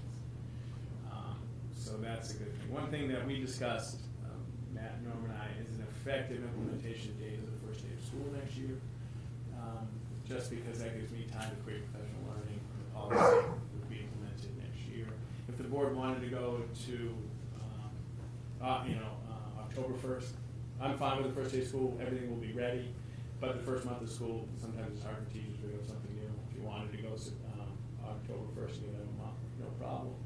We've done that before, we've delayed implementation of a policy, but whatever floats the boat.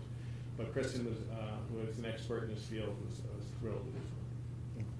Everybody else said. Right now, it says August 26th, but if you want to revise that in action item time, fine with me. The only comment is the typo in the last No, sentence. sorry about that. I think this is an old version. Yeah, I was because I gonna say, I remember found one too, I just don't know until after. Yeah, I'm struggling all the different iterations and versions, but I'll make sure that it's correct when we put it in the policy book. I apologize about that.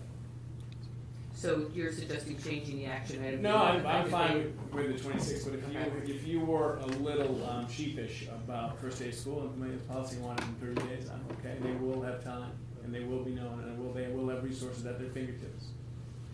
I think the first day of school is fine. Yeah. I Cool. think first day, yeah. Molto bene. Okay, so everybody all set, ready to vote on those when we get to action items tonight? Thank you. Oh. Jim? Okay. Sorry. No, I mean, it's fine. I can bring it up. Speak when we now or vote, forever or- hold your peace. I can speak to it when a motion's made on it. Okay. The second reading is the first 5 of the administrative federal grants. Those are, again, recommended by the School Board Association. EHAB is the second reading of our data security. That would be a third reading on June 6th, which would include the data security plan required by state law. Matt will have that in the packet. And then we have the first reading, which would complete the suite of administrative or federal grants with 6 through 10. And I will make sure, I think for the, and maybe, do you want all those to have one giant reading aligned, or you want them staggered? Say that again. Right now, All the there's second and 5, first ones? right, 5 are on second, 5 are on third, but I don't know if you want to have them, you know, All at once. all at once for the Yeah. final reading. For the final, yeah, that sounds good, So because they're all related, Yeah. yeah. And is your preference, would you like one long PDF, or do you like the breaks? Individual, I prefer individual, I don't know And about you I- guys, but Yeah, it's in- sometimes I'll only And I- have 2 minutes to read You something. haven't seen it, I'll make sure for the next time. We can go back to it later. I looked at a model, and they had a really nice cover that I did, so I'll show you the cover, like an introduction to a home. Okay. I forgot to put that in. But- So that's your policy work. Can I ask you just one quick question on those 3 policies? When was the last time we did those? Which one?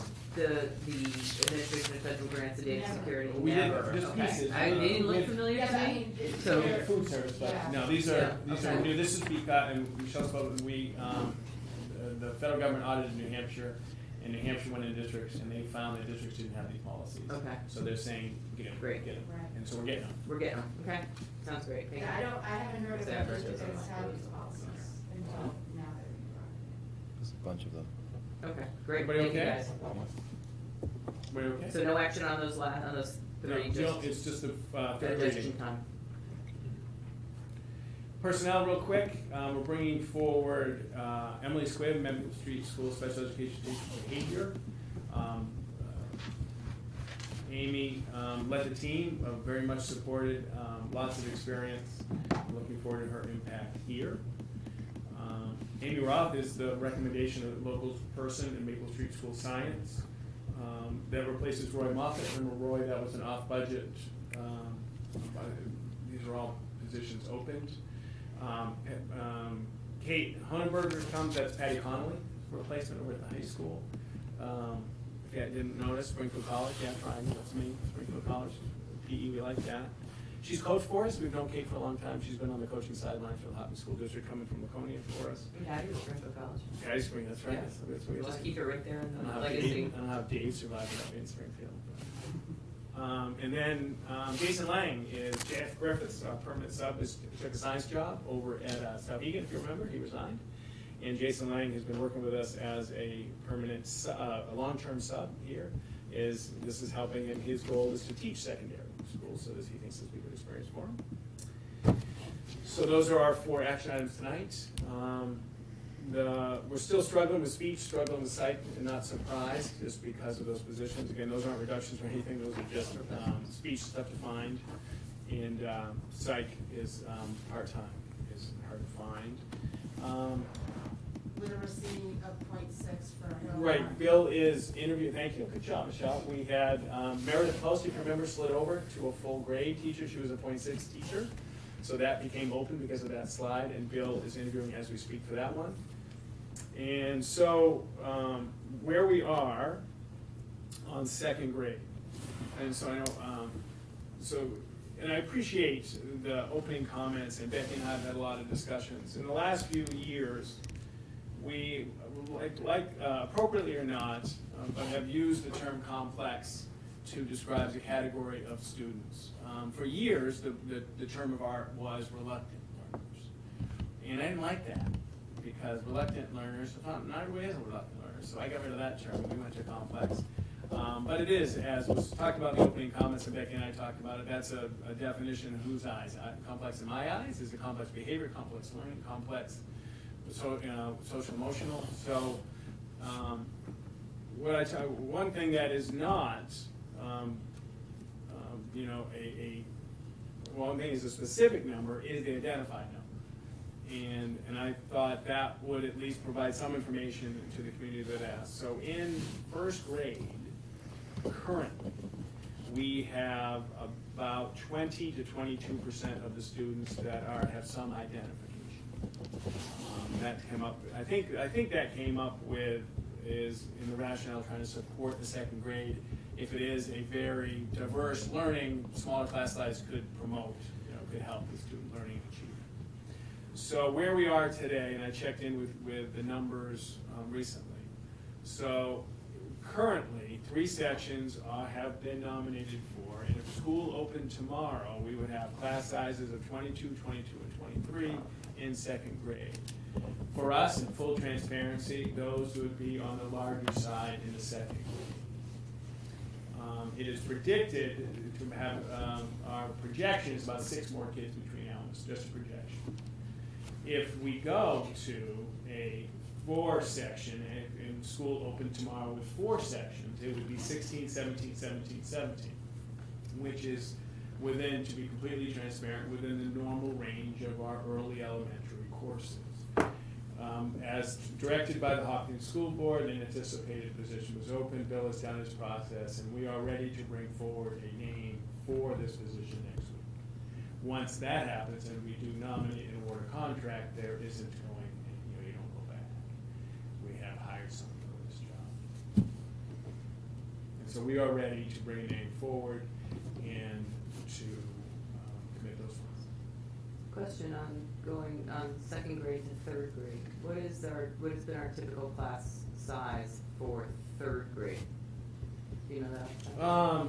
We wouldn't, it would not be uncommon for us to break the 20 barrier. Okay. 20. So it's a natural progression to go from, say, a 16, 17, 18 for first, second grade, kindergarten, first, second grade, up above that 20. Right. We rarely, if ever, since Bill's not here, but ever gone above 24 in elementary at all. So, and the concern is if we go 22, 22, 23, get 6 kids. We are now gone to the sub 24 barrier in the second grade. So that's where we are. What's your sense of urgency now?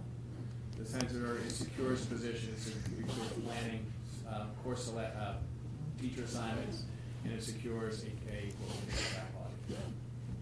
Yes, sir. And it's not opposed to it, it's just the concern that we have spoken about, which is, you know, where this will drain the rest of our.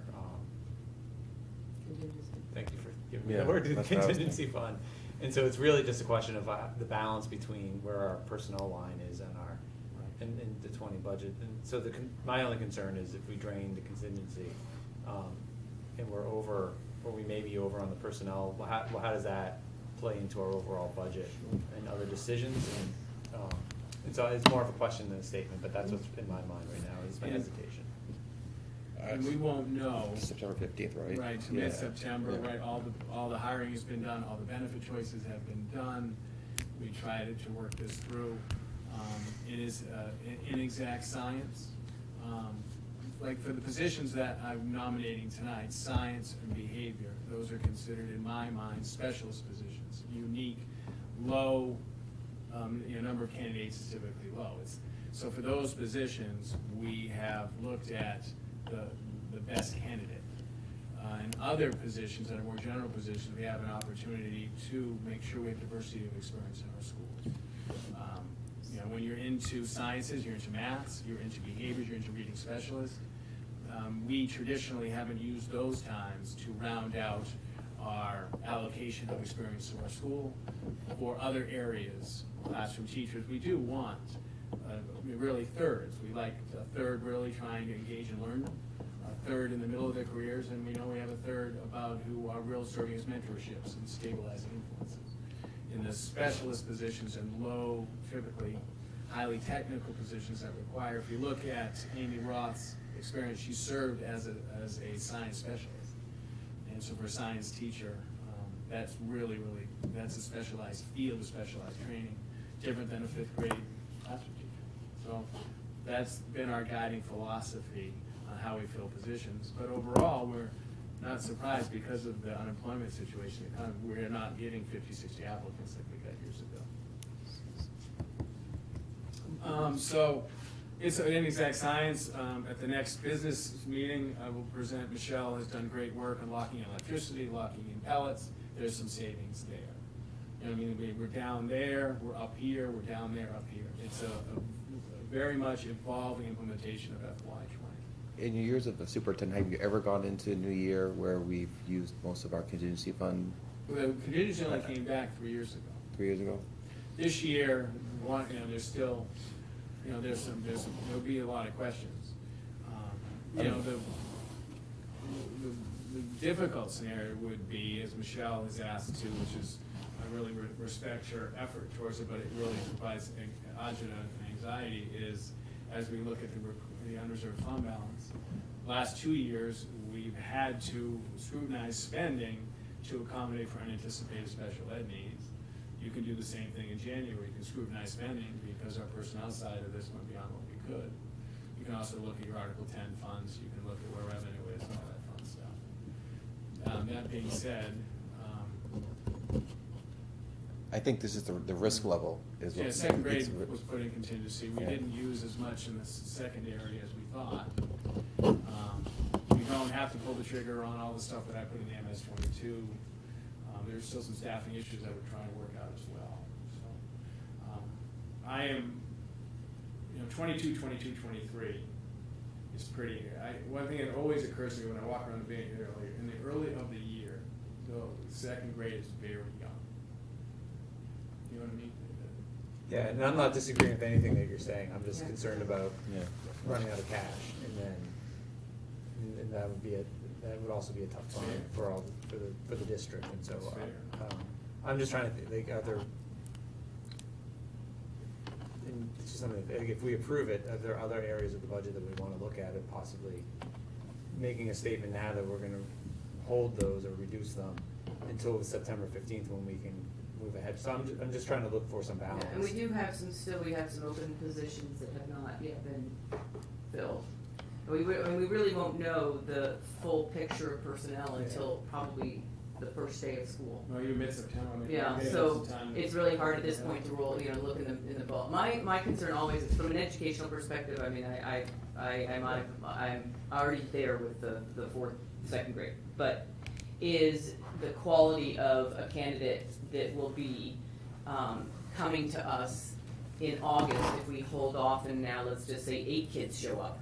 And we don't know, 2 could show up, but we don't know. And so, what are we risking? It's risk now, risk later. Are we risking getting a quality candidate that we could bring into the district now that if next year we increase it goes to over 20 per class, we go back to 3 sections of this particular grade, we only need 3 for next year that can be deployed elsewhere in the district, but we've got a really good teacher in our district. That's always my balancing factor, if you will, with it. Are we making a good investment?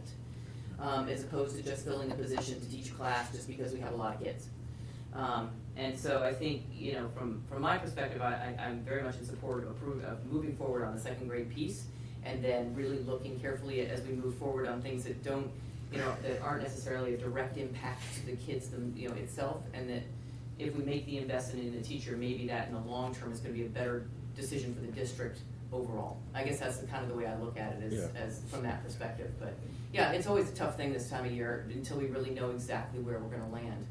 And I guess we guessed right. Yeah. And I don't disagree with anything you said, other than I think we should have, maybe not in our back pocket, in our front pocket, some of those areas that we may look to have to reduce the budget in order to accommodate if the personnel doesn't come in. And just, it doesn't mean we're going to do it, but I think we ought to really think about that because we are, if there's a risk factor, we're taking a risk in one way. I just want to make sure that we're not going to go into September without having, what might we have to reduce in order to accommodate that? Right. And I agree on education. I agree with everything you said. It's just I think we all do. That's the thing. It's a hard. To be completely honest, there's not much left. We've nominated, we're 80% staff, and all the staff are nominated. There's not much left, except supplies and freezing the budget again. Because, I mean, there's some coaching positions, you could certainly, you can do that. I understand there's not much left, but if we hit it, what are we gonna do?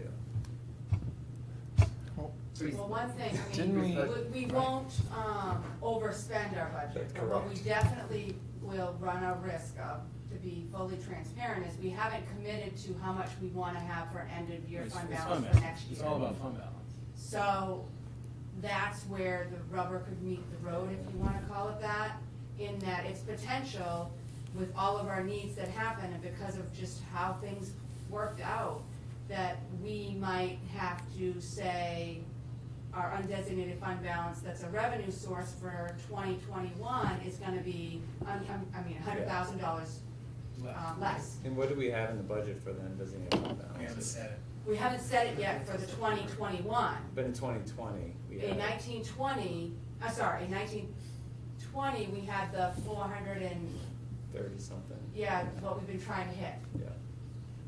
Okay. And So we in our. won't- we won't know about that until we have all our revenue. Because the money that happens now goes for the 1920 budget year, so it's always, it's hard, but it's always a budget year off.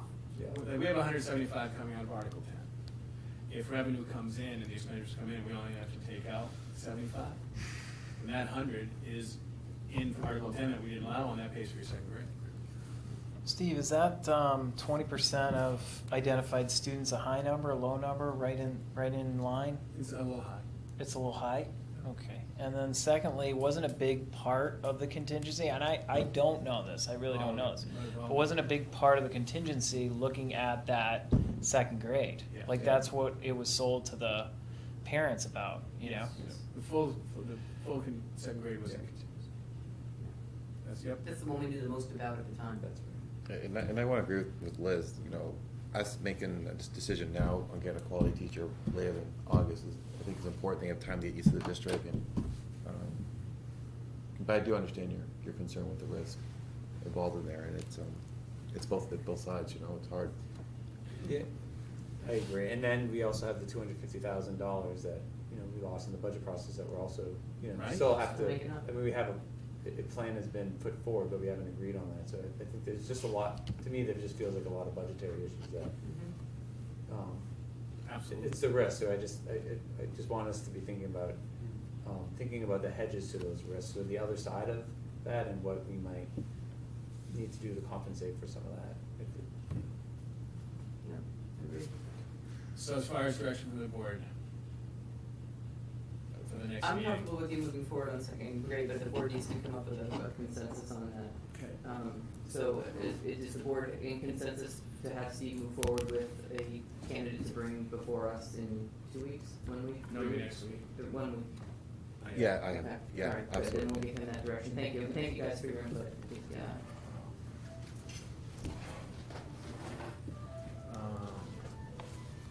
That's it.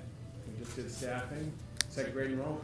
Okay, great. Is everybody all set for action items tonight that we have, 3 or 4 personnel action items? We went through them pretty quickly, but. Okay. Policy and its personnel. Okay, great. We have one more opportunity for public comment before we move to those action items, so if anybody is with us still and would like to come to the microphone to share any comment at this point in time about what we talked about tonight, feel free. Otherwise, we'll move right on to action items so everybody can get home.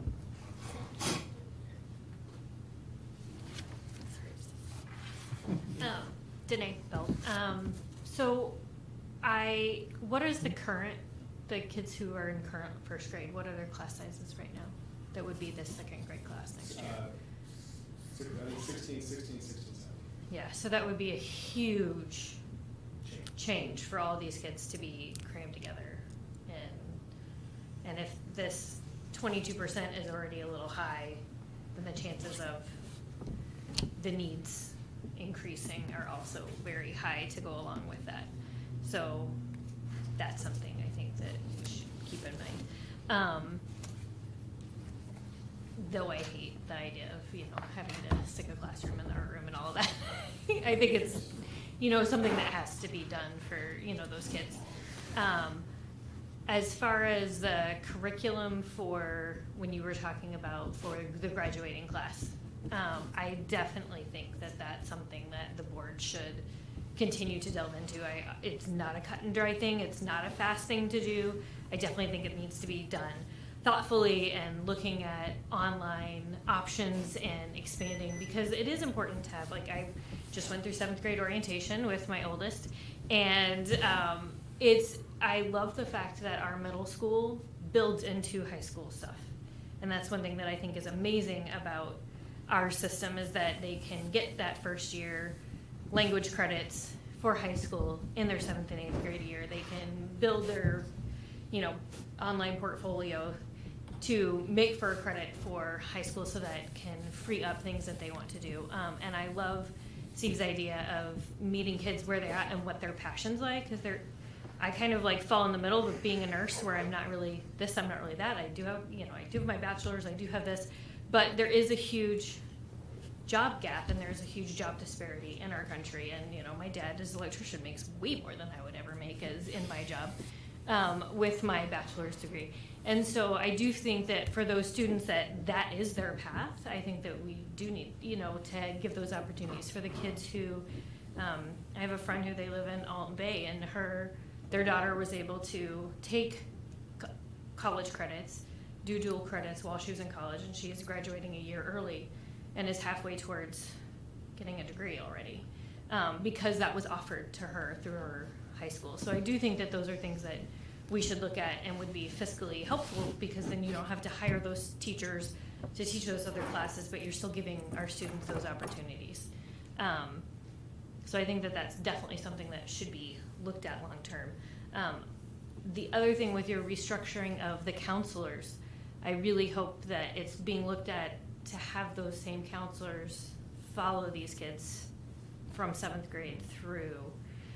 Because I know that was when I was having a meeting, it was like, oh, well, they'll have one 7th grade counselor, and then it switches over to somebody else for 8th grade, and then I'm probably going to have them again because of their last name and as starting in a freshman. And I was like, well, if we're continuing that idea of having that plan, of having somebody who knows these students, especially if they do have an IEP or a 504, having these counselors that really know the students, I think that would really help bridge those gaps.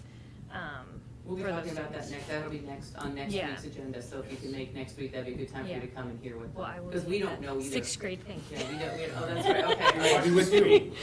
Right, exactly, so. We'll be over yeah, at the that's great. But I think that that's definitely something to look at. So thank you guys, and good job on the lead. Thank you.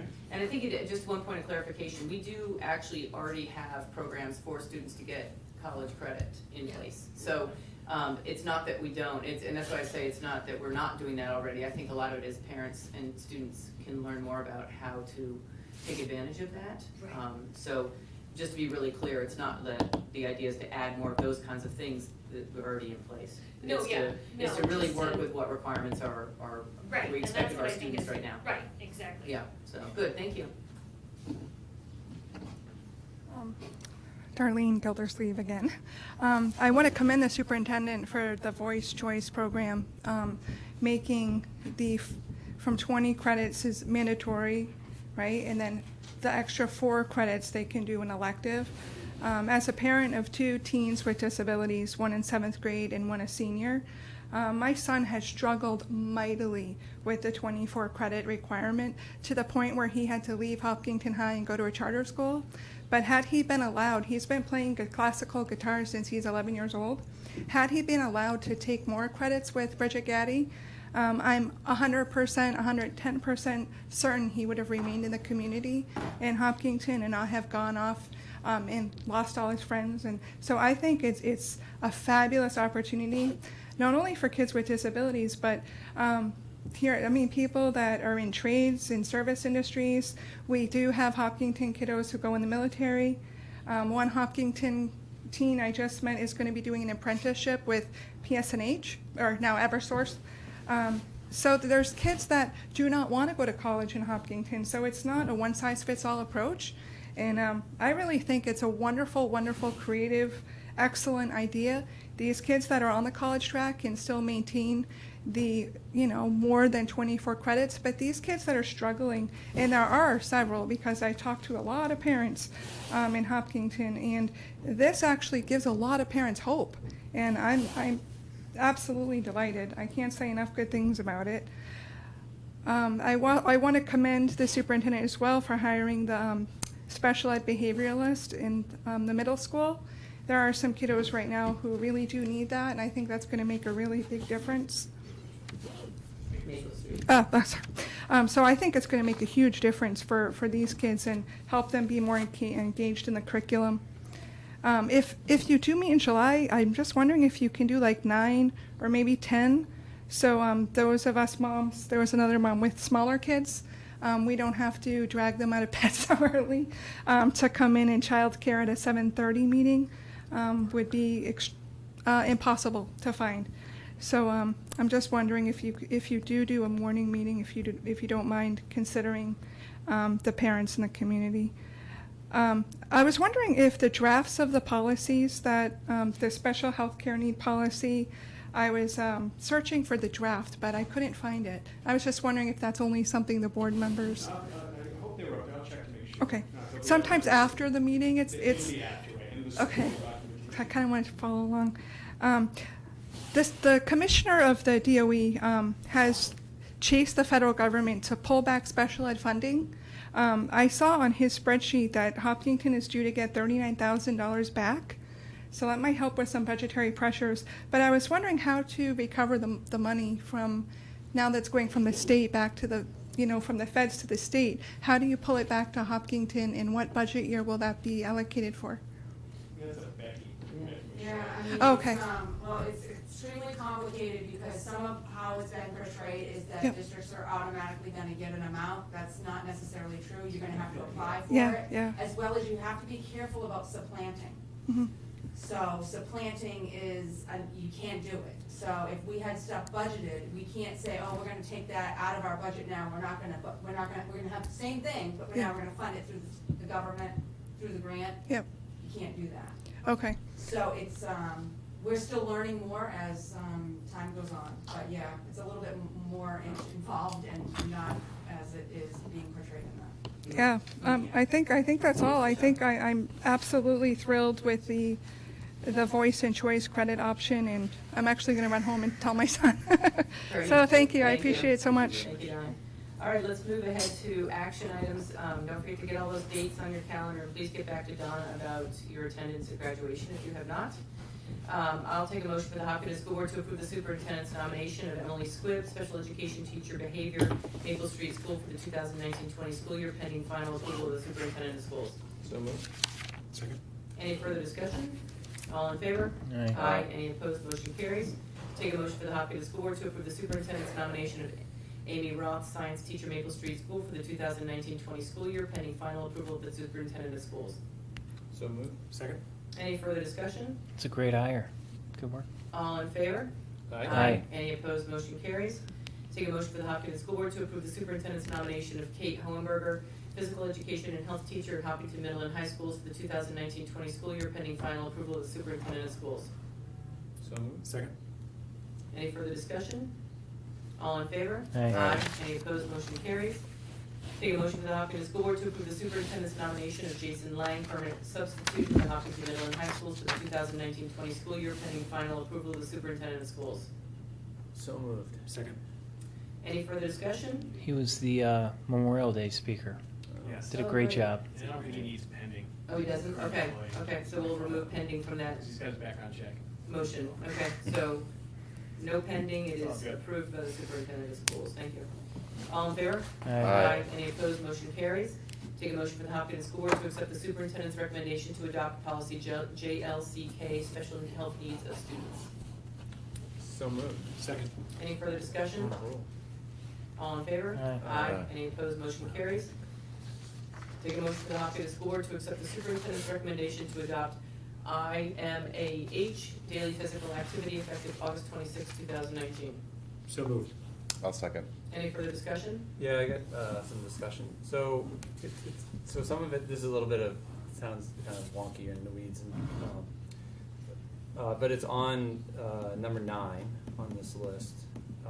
So what we say at the top in this is that we recommend that students should be getting 30 to 60 minutes, which sounds very reasonable.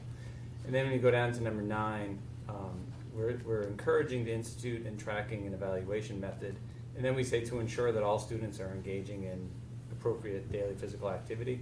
But a tracking and evaluation method doesn't ensure students are doing anything. And at the top, we're saying we're recommending that they get the activity.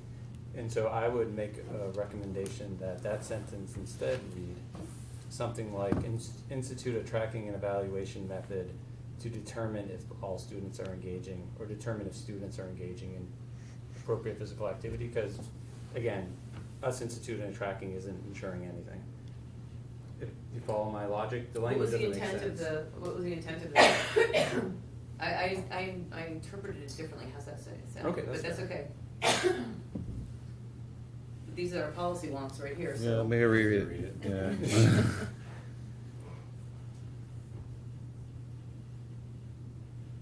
And if there is further discussion, we can table this action item for Absolutely next can. week, and you guys can just Absolutely. revisit and There's not time to- wordsmith if you agree that it should. I just want to make sure it's interpreted the way you all intended it to be written. How's that sound?